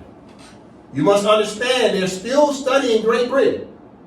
Great Britain abolished slavery, but Justice Taney and his other 6 accomplices want to maintain slavery. But what's the psychology? Now let's understand him from a judicial perspective. All right? Listen. When you look up the treaties, because they knew that Dred Scott was a Moor. I'm building up. I'll get there. This is Founders Online. National Archive of the United States. This is the treaty. It's the Moroccan-American Treaty. A peace and friendship of June 1786. That's the first treaty that the Sultan of Morocco signed with the 13 colonies, which recognized them as Americans. He allowed them to establish a country. They were an infant nation that was recognized by the Sultan of Morocco first. On what day? December 20th, 1777. And then shortly thereafter, they signed a treaty to solidify the recognition. Okay, but after 1786, right, they signed another treaty in 1836, 50 years later. But before I get to that treaty, I'm building up. Watch this. This is what Justice Cheney knew, Cheney of the Supreme Court. What did he know? He knew about this treaty. Because he knows how the United States got started. There will be no United States of America without the Moroccan Sultan recognizing the United States of America. What else did Justice Cheney know and the other 6 justices? Okay, watch this. Well, I go Control F and I type in the word more. The word more is in the treaty how many times? 5 times. 5 times. It's only 25 articles, and the word more is mentioned 5 times in the treaty. Listen. Watch this. So the first time the word more is mentioned is Article 6. You see it? More. Right? Article 6. Let's read it for the record. Nova. If any more shall bring citizens of the United States or their effects to his majesty, the citizen shall immediately be set at liberty and the effects restored, and in like manner, if any more, not a subject of these dominions, shall make prize of any of the citizens of America or their effects and bring them into any of the ports of his majesty, they shall be immediately released, as they will then be considered as under his majesty's protection. All right, so if the Moors were doing what? If they were capturing Americans, and if the Moors brought the Americans to the Sultan said, hey, let them go. These Americans come under my protections now. Moors, leave the Americans alone. Why did the Sultan want the Moors to leave the Americans alone? Because the Americans were supposed to be paying taxes to the Sultan for what? Protections. And this is why the last sentence says what? Watch this. They, right, the ports of his majesty, the Sultan, says they, who are the they? The Americans shall be immediately released, as they will then be considered as under his majesty's what? Protection. So the Sultan was telling the Moors to leave the Americans alone because the Americans came under the protections of the Sultan. Because the Sultan was collecting taxes. And the Sultan was protecting the 13 colonies as Americans from who? Great Britain. Because Great Britain had listed the 13 colonies as what? Treasonous. Because they were British subjects who now wanted to be Americans. So the Sultan protected them. Listen. So in this treaty, Justice Cheney knew that Moors were supposed to be protecting Americans, but you're going to find out that Justice Cheney didn't like Moors because they were saying Moors were tyrants.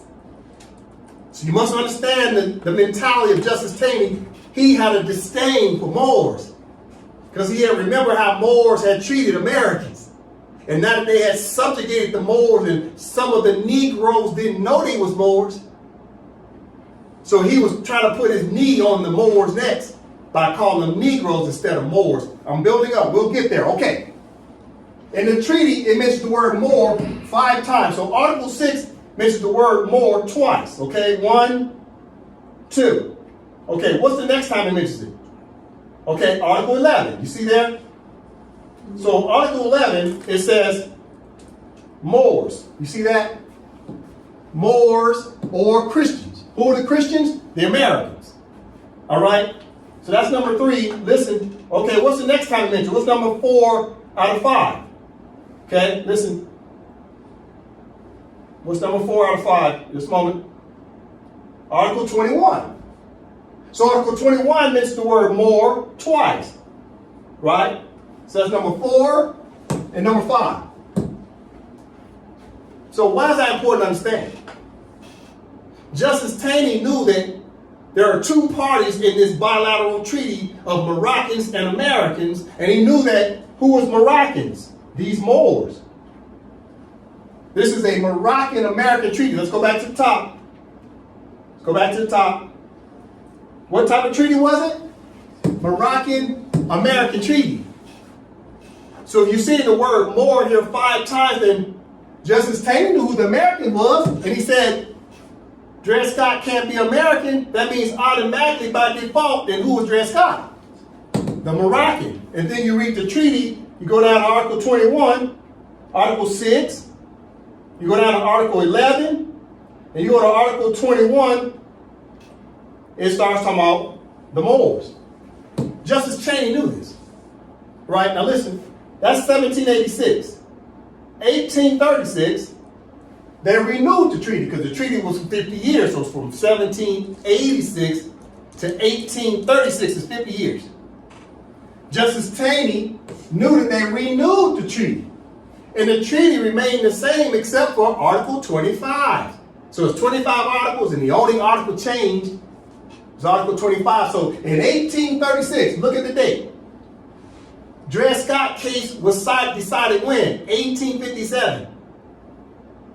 So within approximately 20 years from them renewing the Treaty of Peace and Friendship between Moroccans and Americans, Justice Taney knew that Dred Scott should have came under protections of this treaty because it talked about Moors. Watch. Okay. Library of Congress. The Dred Scott decision. Okay. Now I'm about to show you that they knew that Dred Scott was a Moor. But they denied him, let who know? Dred Scott know that he was a Moor. But you have to catch a word, even though it's about Dred Scott, the judge is going to say they and them. They and them. They're not going to say he. They're going to say they and them. Who are they referring to when they say they and them? They're talking about the whole class of Dred Scotts are who? Moors. So they're ruling on Dred Scott, but they're really talking about the classification of a group of people that are referred to as Moors. So they took it all out on Dred Scott in order to deny Moors to be Americans. They did not want Moors to be Americans. But you're going to find out that Great Britain says yes, Moors should be naturalized and given the citizenship of whatever country that they found themselves in. Listen, Library of Congress, Dred Scott decision. Okay. All right, listen. We're going to go down to page 13, the decision. Okay, Library of Congress. Excuse me, I'm going to say page 14. Okay.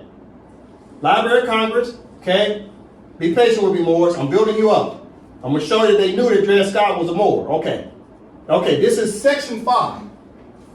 We're now going to start talking about the parties, but they're going to talk in general first. They're talking about Dred Scott, this decision. Brother Dre, number 5. Number 5, when the Constitution was adopted, they were not regarded in any of the states as members of the community which constituted the state, were not numbered among its people or citizens. Consequently, the special rights and immunities guaranteed to citizens do not apply to them. And not being citizens within the meaning of the Constitution, they are not entitled to sue in that character in a court of the United States, and the circuit court has now no jurisdiction in such a suit. Okay, so let me read. First, let's highlight. They're talking about the they. Who the they? The slaves, but the slaves were the Moors. Right? They're talking about the them. Who the them? The slaves, but the slaves were the Moors that did not know they were Moors. Now keep in mind, he's talking about Dred Scott, but he's using now plural language, right? Because he's talking about a classification, the caste system that they had subjugated the Moors and called them Negroes. But we found out that Negro and black means what? Moor, and Moor is a short title for what? Moroccan, and the treaty is called the Moroccan-American Treaty. And since you say Dred Scott ain't American, automatically he must be who? Moroccan. So that's the they are Moroccans and the them are the Moroccans they're talking about, but they're talking in general. Listen, this is part of the decision. Listen. Now I'm going to go down to page 92. No matter of fact, 90. Library of Congress. Okay, Library of Congress. Okay, appendix.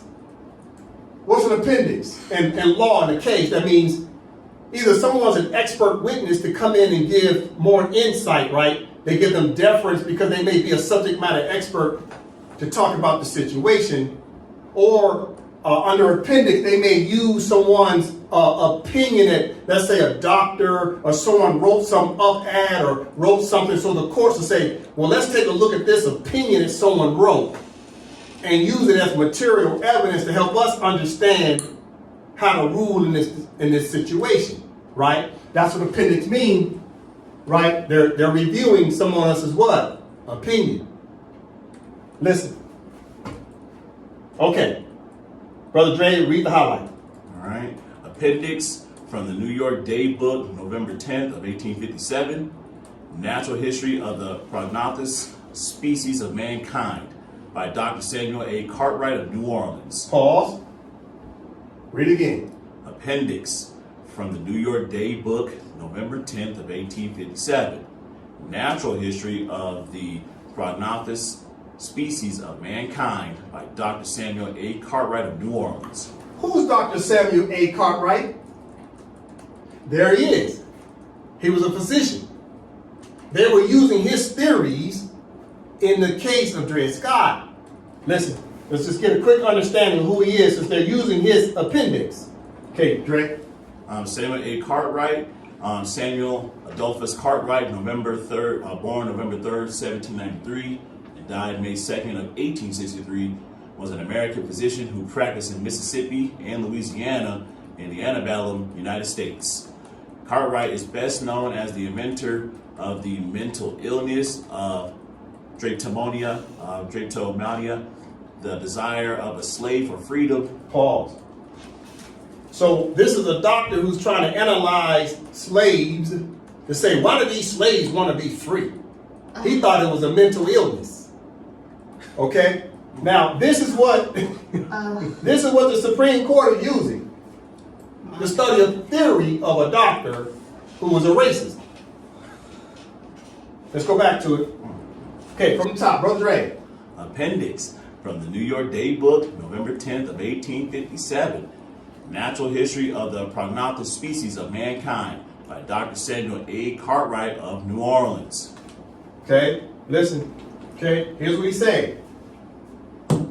When all or a greater part of the face is thrown anterior to the line, the Negro approximates the monkey anatomically more than he does the true Caucasian, and when little or none of the face is anterior to the line, he approximates that mythical being of Dr. Van Every, a black white man, and almost ceases to be a Negro, the black man, occasionally seen in Africa, called the Batur Dudu, with high nose, thin lips, and long straight hair, is not a Negro at all, but a Moor tanned by the climate. Pause. Did you catch it? What word did he use? Who is he talking about? Who is he talking about? Who is he talking about? Moors. It's right here. So Justice Taney and the Supreme Court is looking at the theories of a physician, and the physician is studying who? Slaves, but the physician referring to these slaves as who? Moors. I didn't write it. This is 1857. They knew who Dred Scott was. They're studying who? Moors. Listen. So, right here, this is interesting. I'll take it from the top. Listen to what he's saying. He's trying to make a distinction to prove that Dred Scott was not a Moor. Listen to me. Why is he bringing up the word Moor? He's trying to prove that Dred Scott is not a Moor, because if he's a Moor, then Dred Scott will have a right to his nationality and a right to invoke what? Consular court for another court. What type of court? Moorish court of Moorish judges to come in and rule over the case. So this doctor, he's trying to disqualify Dred Scott of being a Moor. Listen to this. when all or greater part of the faces is thrown anterior to the line, the Negro, but who's the Negroes? Moors, approximates the monkey anatomically more than he does the true Caucasian. And when little or none of the face is anterior to the line, he approximates that the mythical being of Dr. Van Avery, a black white man, catch it, a black white man, someone who, what? Mixed. He's talking about a mixed person. Listen. Dr. Van Avery, a black white man, and almost ceases to be a Negro. So the black white man is not a Negro in the opinion of this psychologist. Listen. So Dr. Van Avery, a black white man, and almost ceases to be a Negro.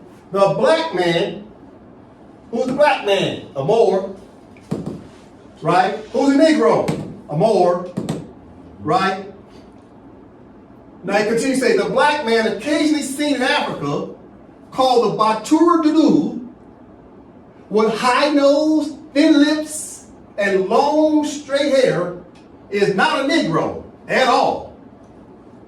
But not a Negro at all, but a Moor tanned by the climate. So he's a Moor, but he's only a Moor that's a light-skinned dude.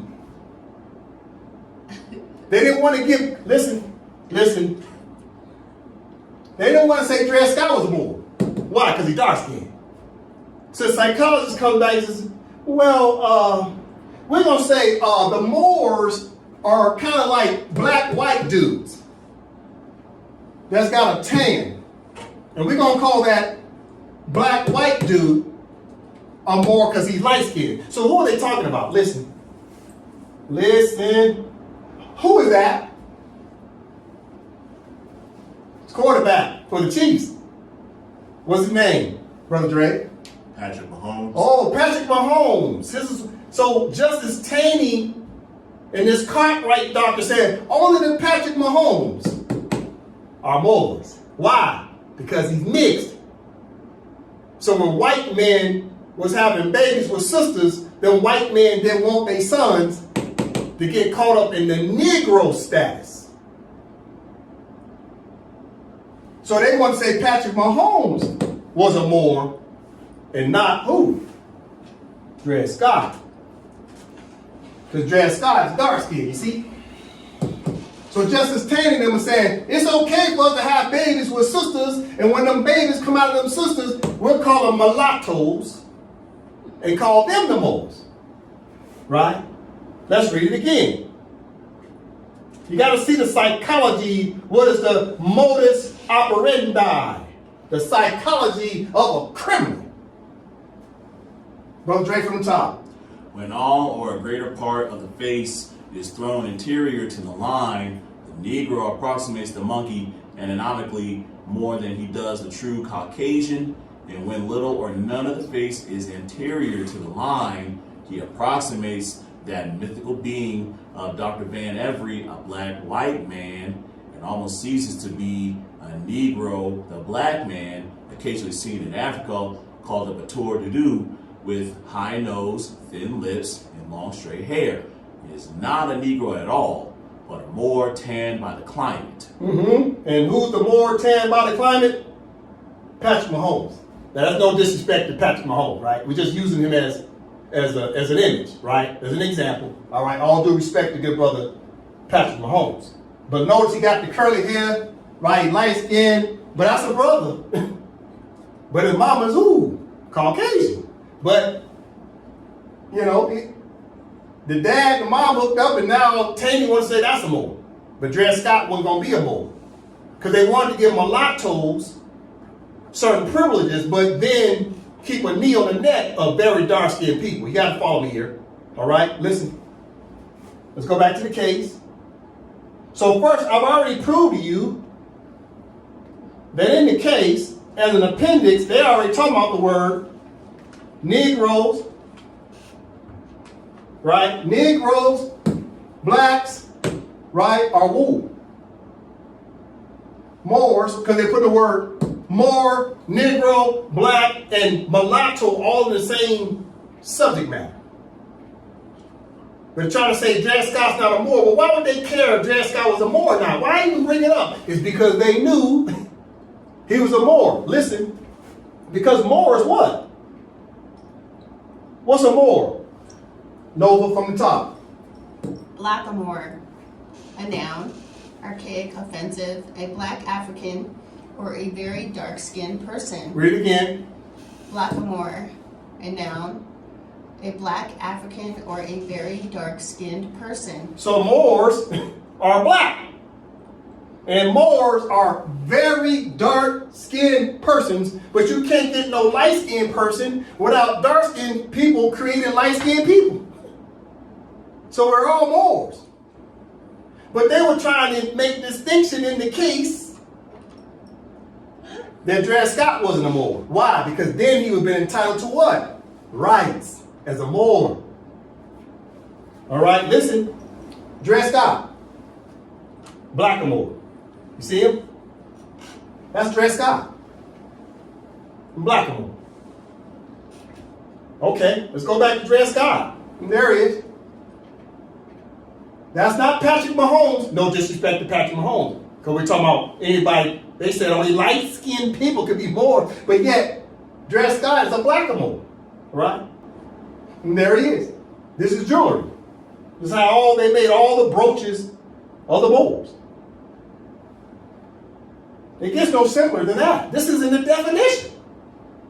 It didn't say white-a-moor. It said Blackamoor. Listen, I'm talking psychology of these judges. Listen. Okay. Now I showed you the word more in the case. Right? Showed you the word more. Let's find another word that says more. All right? Fair enough? Okay, watch. I'm going down to page 97.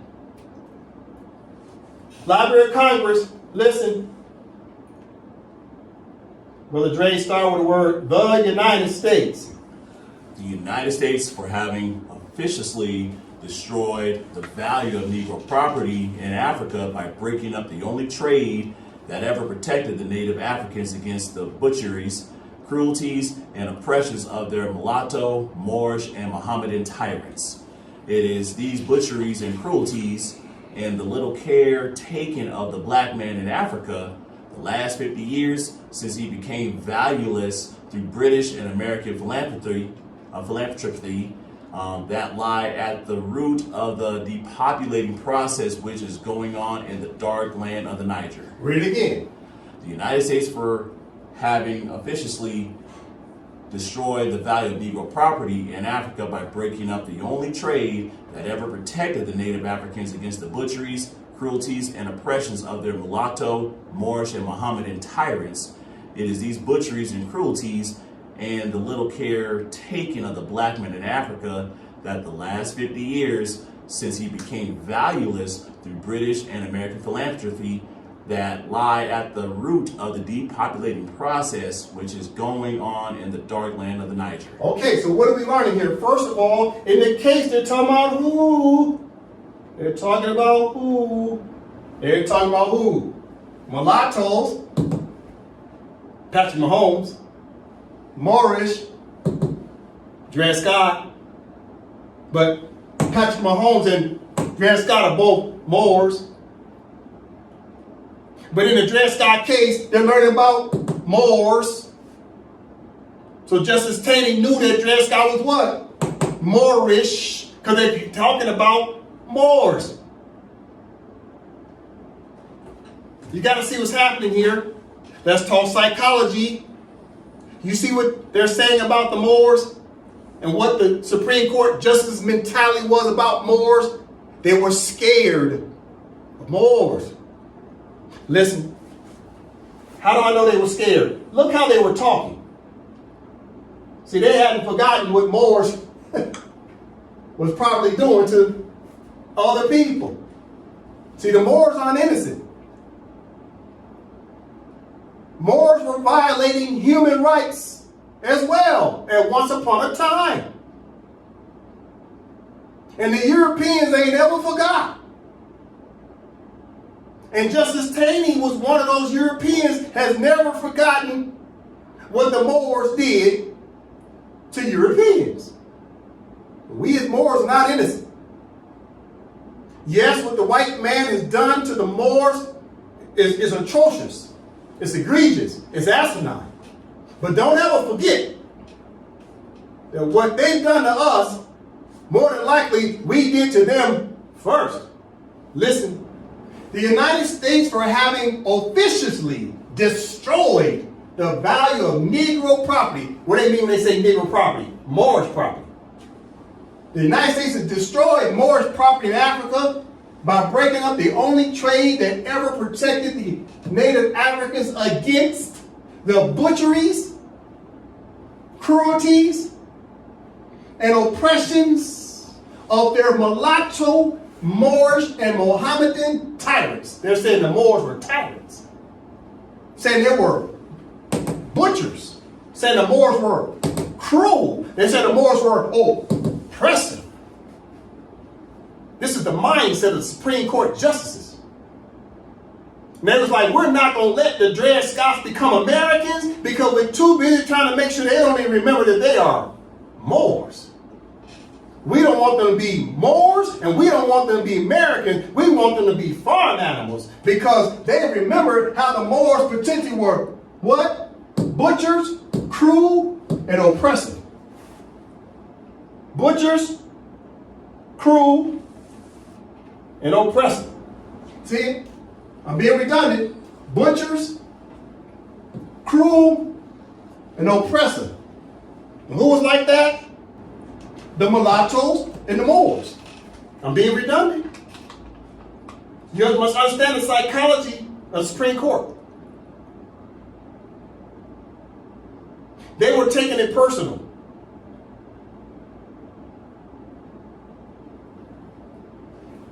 But I'm proving my point. They were talking about Moors in the case. So if all of the attorneys who have a bar association license and they all have to study Dred Scott,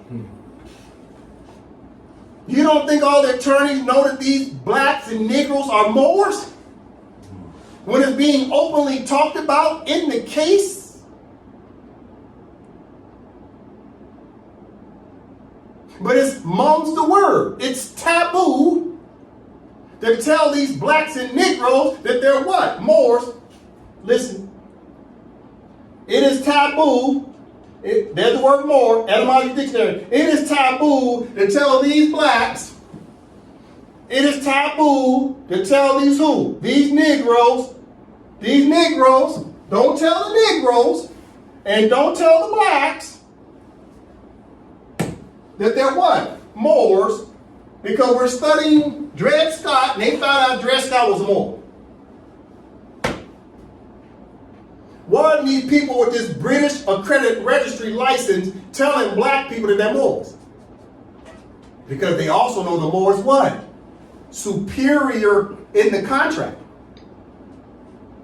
This is why they're hiding the word Moor, because Moors are the indigenous people of the land. The Moors are the sovereigns of the land, because it's the Empire of Morocco, His Majesty the Sultan, the Moorish government, and the Moors are just simply just Moroccan nationals, are the sovereigns of this land. And this is why they won't tell you that you're a Moor. But yet they're studying this case. Listen, now, it's going to take a little while. We'll be here. We need to do this. We've got to break this down. What do I have up on the screen? This is Morocco. This is a treaty. Listen, Great Britain. This is the general treaty.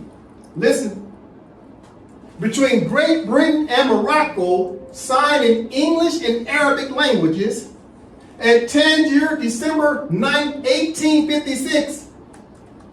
December 9, 1856. Wasn't this during the time of Dred Scott? The Dred Scott decision came out on March 6, 1857. And this treaty was signed between the Sultan of Morocco and Great Britain when? December 9, 1856.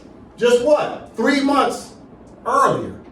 A treaty is being signed between the Sultan and Great Britain regarding who? Regarding what? That the Sultan had allowed Great Britain to turn all the Moors who were within the territories of Great Britain into what? British subjects.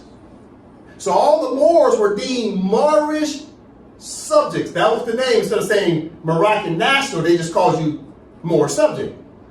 And just like with the British, they call their people what? British subjects. So I'm going to prove to you that Justice Taney and the Supreme Court justices who always studied Great Britain, they knew that the Sultan had signed this treaty and had adopted the Moors in Great Britain to call them British subjects instead of Moorish subjects. Keep in mind, Dred Scott was a Moor subject. But Justice Taney didn't want to recognize him as a Moor, and Justice Taney did not want to recognize him as what? American either. But Justice Taney knew that Great Britain was recognizing Moors as citizens of Great Britain, which meant now the United States of America also wanted to recognize the Moors as what? American citizens. And Justice Taney said, no, we're not making these Moors Americans. Matter of fact, we don't even want these Negroes to know that they're even Moroccans. Okay, listen. Okay, this is a treaty. All right, we're going to start at Article 13. Okay, it has 38 articles, but we're not reading all that. But we're going to start at Article 13 so I can prove to you that the Moors were being turned into British subjects. First they were Moorish subjects, they were turned into British subjects. Watch, I'll prove it. This is a treaty that Justice Taney knew about. He knew it. He knew it. Let's start at Article 13 and type in the word Moorish. So it'll auto-populate in the document. You see it's already auto-populating the word Moorish? This is a British treaty. With who? Let's take it from the top. Let's take it from the top. Okay. Brother Dre from the top. Her Majesty the Queen of the United Kingdom of Great Britain and Ireland, and His Majesty the Sultan of Morocco and Fez, being desirous to maintain and strengthen the relations of friendship which have long subsisted between their respective dominions and subjects, have resolved to proceed to a revision and improvement of the treaty subsisting between the respective countries, and have for that purpose named as their plenipotentiaries, that is to say. Paul. So the Sultan of Morocco is signing a treaty with who? Her Majesty the Queen. You see that? But the treaty is called what? Morocco. You see that? Listen, let's go down to Article 13 first. I'm going to prove to you that the Sultan was allowing Great Britain to naturalize the Moors as long as Great Britain and all the rest of them was paying their taxes to the empire. Okay. All right. So we're going to start off at Article 13. Okay. But before we go to Article 13, I just want you to notice it's already talking about Moorish subject right there already. Right?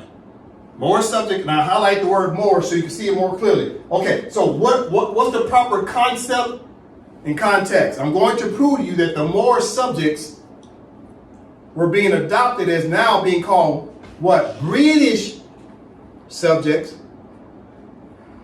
And in this treaty, the Sultan is making an agreement with the Queen of England and say the Moorish government, the Moroccans, could no longer help Moors who are now being called British subjects. They were forbidding the Moorish government from helping anyone that looked like Dred Scott. This is what the Queen of England wanted to agree with the Sultan. And the Sultan agreed to allow the Moors to be naturalized. This must be the proper understanding. You'll learn about it. Okay, listen. Article 13. Article 13, all British subjects, whether Mohammedans, Jews, or Christians, shall alike enjoy all the rights and privileges granted by the present treaty and the Convention of Commerce and Navigation, which is also being concluded this day, or which shall at any time be granted to the most favored nation. Pause. Read it again. Article 13. All British subjects, whether Mohammedans, Jews, or Christians, shall alike enjoy all the rights and privileges granted by the present treaty and the Convention of Commerce and Navigation, which has also been concluded this day, or which shall at any time be granted to the most favored nation. All right, so Article 13 says all British subjects, whether Mohammedans, so the Mohammedans were British subjects. The Jews, talking about Moors, the Moors were Mohammedan, the Moors were Jews, or the Moors were Christians, but Great Britain said, now we're going to refer to them as British subjects. We don't care what their religion is. What we're going to do is give them a nationality, so that way Great Britain can have what? Jurisdiction over these Moors. Regardless of the Moors' religion, it ain't about religion, it's about nationality. Because it's all persons born or naturalized in the jurisdiction is subject thereof. They don't care about your religion. They care about your political status of your nationality. And if you don't have a nationality, they just turn around and adopt you and put you on that jurisdiction. And the Sultan was agreeing to this. I'll read it again. 13. All British subjects, they're talking about Moors, whether Mohammedans, Jews, or Christians, shall alike enjoy all the rights and privileges granted by the present treaty. So the treaty was giving Great Britain the right to naturalize the Moors. And the Convention on Commerce and Navigation, which has also been concluded this day, or which shall at any time be granted to the most favored nation. So all British subjects, whether Mohammedan, all British subjects, whether Jew, and all British subjects, whether being Christians, are now deemed British subjects. That's naturalization. And the Sultan's agreeing to this. Listen, Drake. Article 14. In all criminal cases, differences, disputes, or other causes of litigation arising between British subjects and the subjects or citizens of other foreign nations, no governor, Qadi, or other Moorish authority shall have a right to interfere unless a Moorish subject may have received thereby any injury to his person or property, in which case the Moorish authority or one of his officers shall have a right to be present at the tribunal of the consul. You see what's happening? Read it again.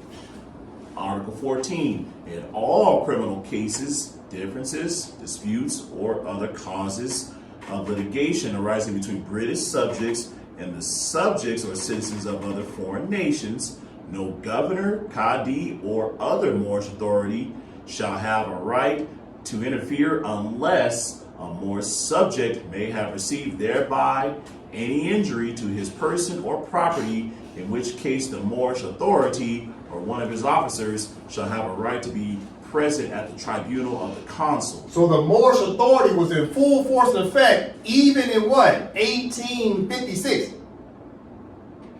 So the Sultan's promising the Queen that the Moorish government won't get involved when the Moorish government sees a Dred Scott being adjudicated. You guys see what's happening here? I'll read it again. Okay. Article 14. In all criminal cases, differences, disputes, or other causes of litigation arising between British subjects. Who's a British subject? They just told you who just became a British subject. A Moor was turned into a British subject. He was a Moor subject, now he's a British subject from the top. In all criminal cases, differences, disputes, or other cases of litigation arising between this new-looking British subject and other subjects of or citizens of other foreign nations, no governor. Who's the governors? The Moors. Who's the Qadi? The judges, the Moorish judges, or other Moorish authorities. So when they say or other Moorish authorities, that should tell you about these were authority. Moorish governors and Moorish Qadi judges and other Moorish authorities shall have a right to interfere. So no governor, no judge, no Moorish judge, and no other Moorish authority shall have a right to interfere. But why would the Moorish government be interested in what's going on with some British Caucasian looking guy? They wouldn't. Moorish government see some Caucasian British, he's like, eh.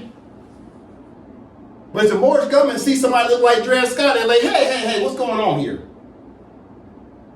So the Sultan was agreeing with the Queen that the Sultan would not allow the Moorish government to save the Dred Scots, who were listed as slaves or indentured servants. So Great Britain said, okay, we abolished slavery, keep that in mind. So what they do, they took the Moors from slavery and what? Upgraded them to what? Citizens. Through naturalization, and referred to them now as British when they were Moorish subjects.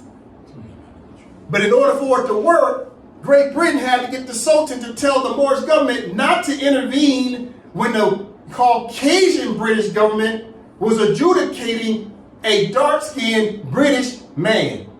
Because the Moorish government looked at that dark-skinned British man and said, hey, that's a Moor. And the British government said, no, he's British now. And the Sultan agreed. Listen, Article 14, in all criminal cases, differences, disputes, or other causes of litigation arising between British subjects and the subjects or citizens of other foreign nations, no Moorish governor, no Moorish judge, and no other Moorish authority shall have a right to intervene. Unless a Moorish subject may have received thereby any injury to his person or property, in which case the Moorish authority or one of his officers shall have a right to be present at the tribunal of the council.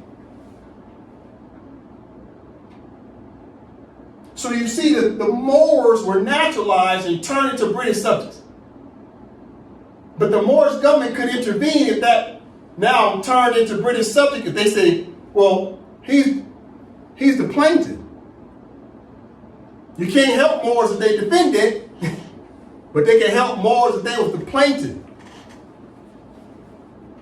Because they said if he had an injury. Right? It says, unless a Moorish subject may have received thereby an injury to his person or property, in which case the Moorish authority, 1856, or one of his officers shall have a right to be present at the tribunal of the council. Listen, continue.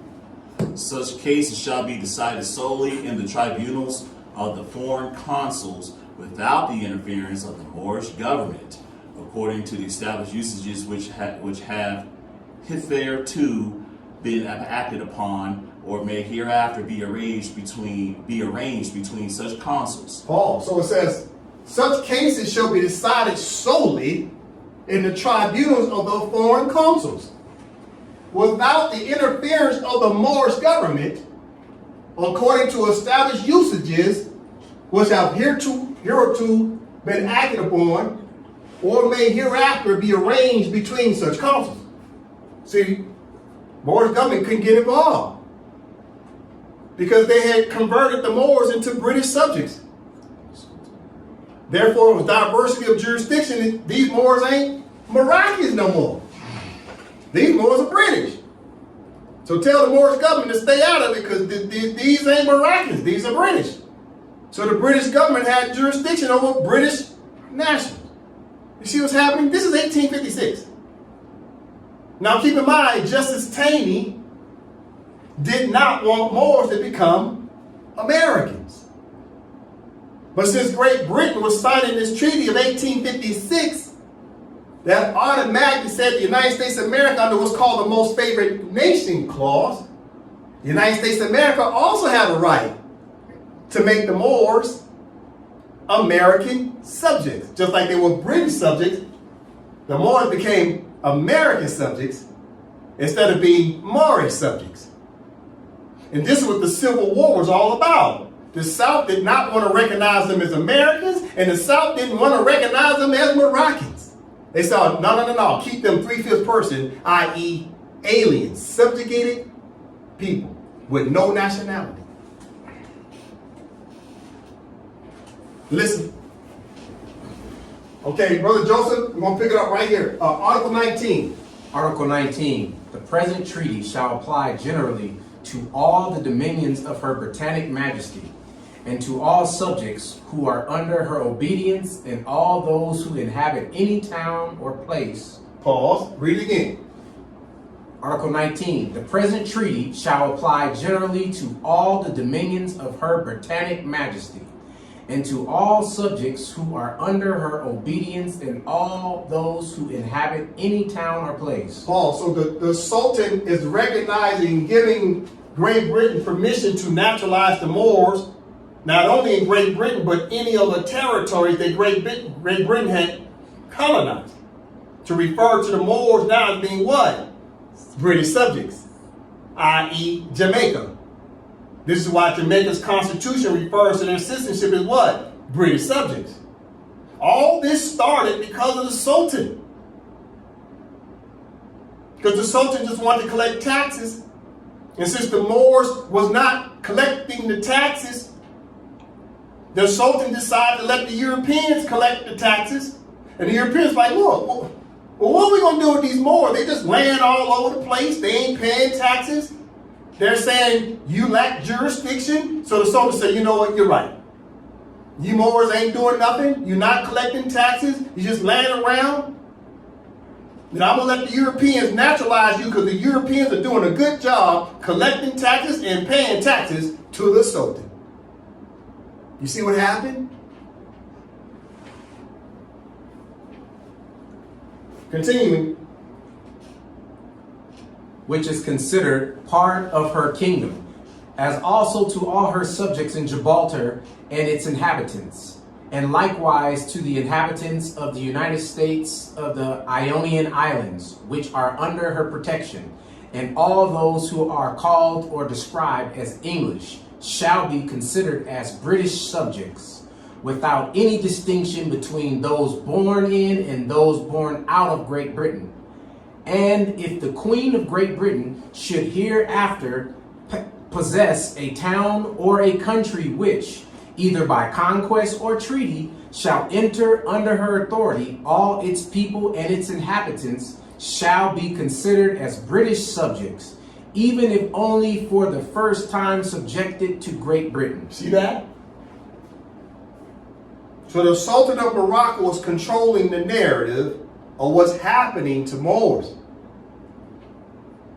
The Sultan of Morocco in 1856 allowed Great Britain to naturalize the Moors, i.e. adopt the Moors in all these territories, whether the Moors was in Great Britain's island, or whether the Moors were abroad all the way over in Jamaica, or if the Moors was in Gibraltar, or if the Moors in the Ionian Islands. What's the Ionian Islands? That's Greece. That's Greece. That's over there near Italy and all that, Greece. Right at the tip of Greece are islands. And Great Britain was like, can I refer to those Moors as British subjects as well? And the Sultan said, yes. You see, Great Britain's getting permission from the Sultan.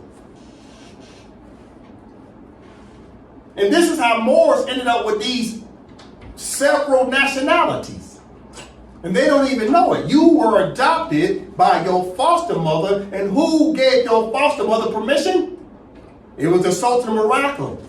On behalf of who? The Empire of Morocco. In other words, your biological mother allowed the Moors to be adopted under what's commonly known as an open adoption, not a closed adoption, but an open adoption, meaning the Moors could always come back and pledge their allegiance to the Empire of Morocco to be recognized as Moroccans again. You've always had that human right. But if you don't pledge your allegiance back to Empire Morocco, then you'll remain naturalized as a British subject or American subject or Canadian subject or German subject or French subject or Portuguese subject.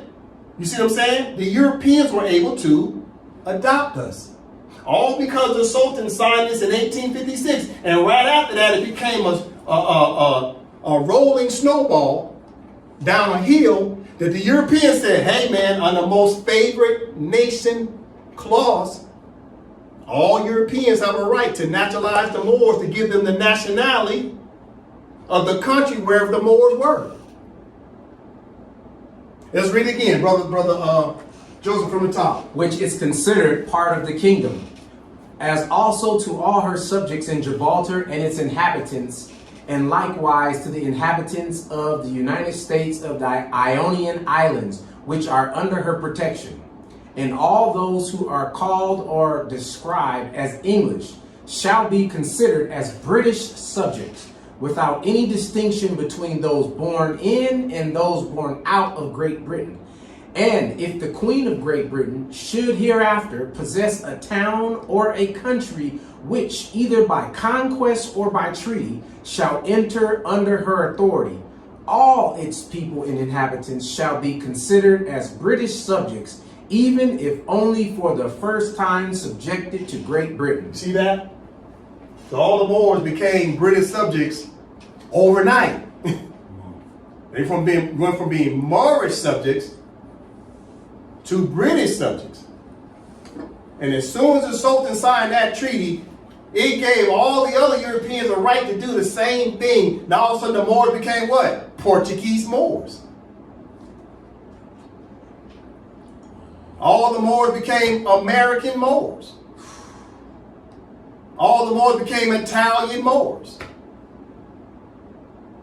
But they were dropping the word Moor, just saying Italian subject, British subject, American subject.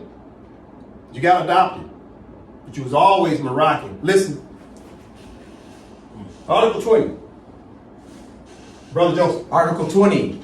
The subjects of the Queen of Great Britain and those who are under her government or protection shall have the full benefit of the privileges and of the particular favors granted by this treaty, and which may be allowed to the subjects of other nations that are at war with Great Britain.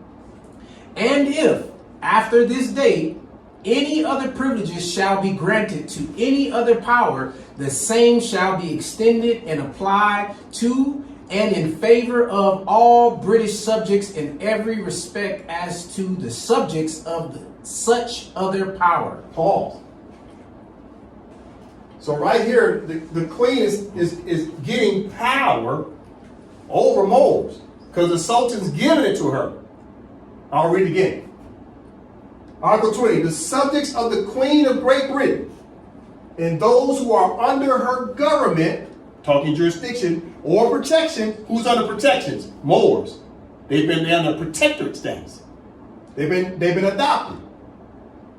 Shall have the full benefit of the privilege and of the particular favors granted by this treaty, meaning the Moors now have the same equal rights as all British citizens.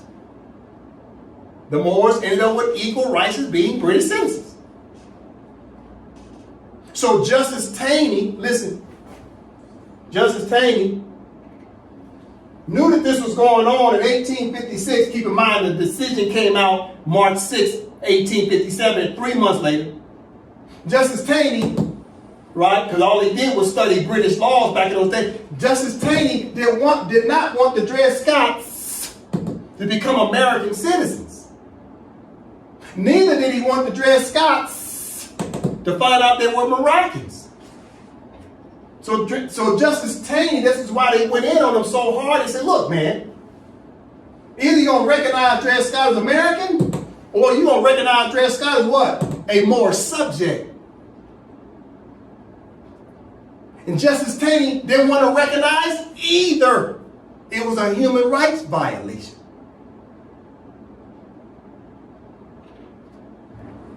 So that was 1856, right? 1856. Guess what happened next? We're talking Civil War as I start to close out. So in 1880, right? Let's fast forward to 1880, Treaty of Madrid, July 3rd, 1880. I'm fast forwarding, but while I'm fast forwarding, I'm also going to go backwards to 1856. Watch this. Watch with the Sultan. And here goes the Sultan again. The Sultan again, because he wants to make sure the Moors, even though they were naturalized, he wants to protect the Moors' rights to come back and pledge their allegiance to the Empire of Morocco, only if the Moors had pledged allegiance to what?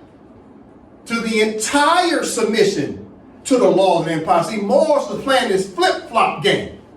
One minute they want to come under the jurisdiction of the Sultan. Next thing you know, they want to tell the Sultan, nah, we ain't listening to nobody, because we're going to do this tribal thing. Sultan got sick and tired of the Moors flip-flopping. So the Sultan signed a treaty with the Europeans and said, look, these Moors have a right to pledge their allegiance back, but until they do so, I'm going to let you Europeans naturalize these Moors and give them the nationality of the territory that they're in, even though all the European states are located where? In Morocco. It's an empire of Morocco, and all the European countries are underneath His Majesty Sultan's protection. So in this treaty of 1880, who was signing it? You see who was there? Look at the top. United States of America, right? Right? Guess who else was there? Great Britain and the Sultan. So always the Sultan signed these treaties with Europeans. Now look what the preamble says, Brother Dred. Having recognized the necessity of establishing on fixed and uniform basis the exercise of the right of protection in Morocco, and of settling certain questions connected therewith. Pause. Read again. Having recognized the necessity of establishing on fixed and uniform basis the exercise of the right of protection in Morocco, and of settling certain questions connected therewith. All right, so what's happening? The Sultan's like, look, I just signed a bunch of bilateral treaties with a bunch of European states that allowed them to naturalize the Moors. So he told all the Europeans, no, all y'all come to one table. Let's sign a multilateral treaty, right? That's more understanding about what naturalization is about. And now it's on a what? A fixed. You see that? Now it's fixed. Because they're trying to create what? Standards, right? They're trying to create a legal-based order. It's on a fixed and uniform basis. Multilateral treaty. That way you get all of them on the same damn page. Because they all had different treaties. So what does he do? He comes down to Article 15, and right in the footnotes, it's going to tell you all the treaties that the Sultan had signed. Okay, right underneath Article 3. No, Article 4. Underneath Article 4. Let's back up a little bit. My bad. Let's back up a little bit. Article 1. Brother Dre, Article 1. The conditions under which protection may be conceded are those established in the British and Spanish treaties with the government of Morocco, and in the convention made between that government, France, and other powers in 1863, with the modifications introduced by the present convention. So the Sultan is signing treaties with the British, the Spanish, right, with the government of Morocco, signing with France, right, and other powers, meaning other Europeans. 1863. What happened in 1863? Lincoln signed the Emancipation Proclamation. Right? Listen.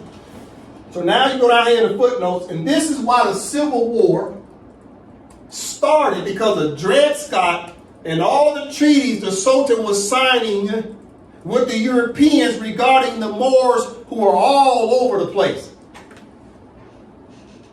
But you're not going to learn this at your law school.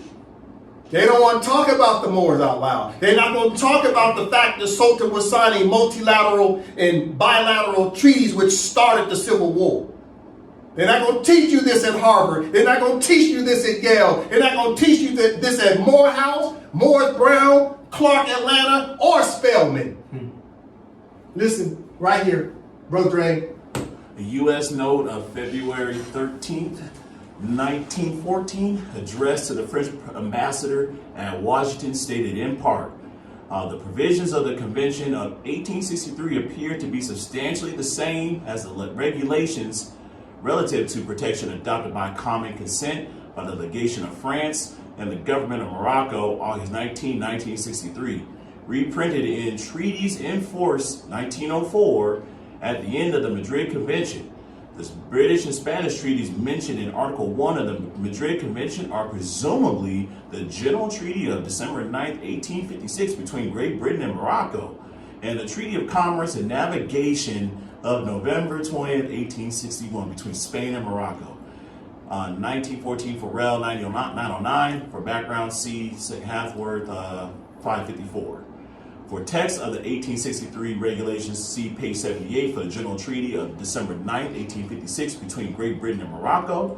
See British and Foreign State Papers, volume 46, page 176 for the Treaty of Commerce and Navigation of November 20, 1861 between Spain and Morocco. See Abid, volume 53, page 1089. So what happened? So the Sultan signed a treaty on December 9, 1856 with Great Britain, Dred Scott. And then what happened? The Civil War started when? When did the Civil War start? 1861, right? So in 1861, the treaty, the Sultan had signed a treaty with Spain. See right here?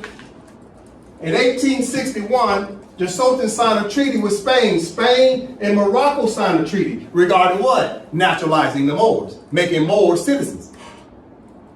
And the southern states of the United States says, we don't care what the other European states are doing. We do not want to recognize Moors as Americans. So the Civil War starts. And then the Sultan turns around and signs another treaty of what? 1863 with France and other European countries. And that ended the Civil War. 1863. Then the United States turned around after 1863. Lincoln signs the Emancipation Proclamation. 1865, what happened? United States of America recognized Moors as what? Citizens of the United States. 1865, 13th Amendment. And no one wants to tell the truth. Then all of this started because of what? It all started because of this. This treaty between the Sultan and Her Majesty, the Queen of England, on December 9th, 1856, and then Dred Scott decision, 1857. And this whole thing of the Civil War kicked off because they was all arguing over should Moors be Americans or not.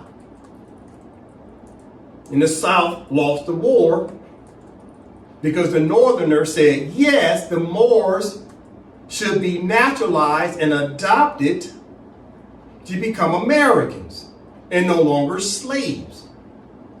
And this is how the Moors ended up becoming Americans. But you used to be Moroccans, listen, as I start to close out. You used to be Moroccans, Treaty of Madrid. Treaty of Madrid, 1880, right? You go down to Article 15, and it tells you, Article 15 talks about who? Brother Dre from the top. Article 15, any subject of Morocco who has been naturalized in a foreign country and who shall return to Morocco shall after having remained for a length of time to that which shall have been regularly necessary for him to obtain such naturalization, choose between the entire submission to the laws of the empire and the obligation to quit Morocco, unless it shall be proved that his naturalization in a foreign country was obtained with the consent of the government of Morocco. Foreign naturalization heretofore acquired by subjects of Morocco according to the rules established by the laws of each country shall be continued to them as regards all its effects, without any restriction. So the United States of America knows that the Moors, according to Article 15, have a right to denounce the naturalization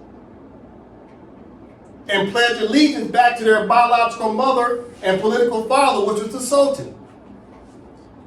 But the Sultan wasn't playing no damn games with the Moors anymore. He said, I let y'all taste what it feels like to be naturalized under your slave masters. The next time y'all come back home, guess what you gotta do when you come back this time if you want proper protections by your biological mother and your biological political father? Guess what you gotta do this time, boys? You gotta do what? You have to do what? You have to choose between. Listen, this is what the Sultan said. I ain't playing with you Moors no more. You better choose between the entire submission to the laws of what? The empire.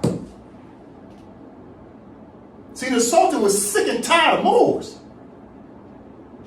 Moors don't understand what it is to have patriotism to their own damn country. You want to run around with your tribalism and your separatism, and the Sultan said, oh, y'all want to act like y'all separate tribes? You don't want to recognize your mother? Okay, then we'll let you be adopted by the slave master. It started in 1856. And then the Sultan turned around in 1880 and said, okay, now y'all see what it is to come under your slave master as a citizen. Now you have a right to come back home, Dorothy. But when you bring your behind back this time, don't play these flip-flop games with me. You shall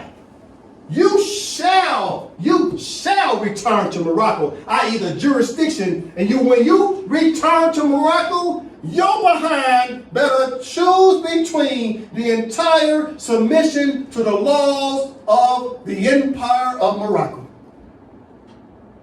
And this is why Moors have yet to pledge their allegiance to the Empire of Morocco, because they do not want to submit to the entire submission to the laws of the empire. And what is the laws of the empire at this time? Stand by. It is the Constitution for the Empire of Morocco. That is the law at this time. It's 106 articles. And if Moors don't pledge their allegiance to come back under their biological mother and their political father, the Sultan, then you will be forever naturalized and colonized, because the Sultan gave the colonists permission to do it, to put you under a protectorate status as their foster parent over you. And this is what you call the supremacy clause. The Sultan gave the colonists supremacy powers to keep you naturalized and adopted. But the Sultan also gave the Moors supremacy powers to come back and pledge their allegiance.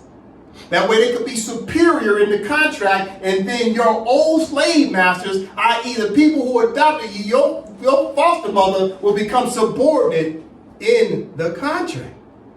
We'll continue to talk about this. We're building up. But I had to let the Moors know. So I'm going to end by saying this. The term Dred Scott means a naturalized person that still does not know the name of their original distinct country or nationality after being naturalized or colonized. Question: are you Dred Scott by definition? Answer: yes. If you have failed to choose between the entire submission to the laws of the Empire of Morocco's constitution by absolute allegiance and renouncement of American citizenship, you must renounce American citizenship and have absolute Moroccan nationality. I ain't with that. Islam. Islam.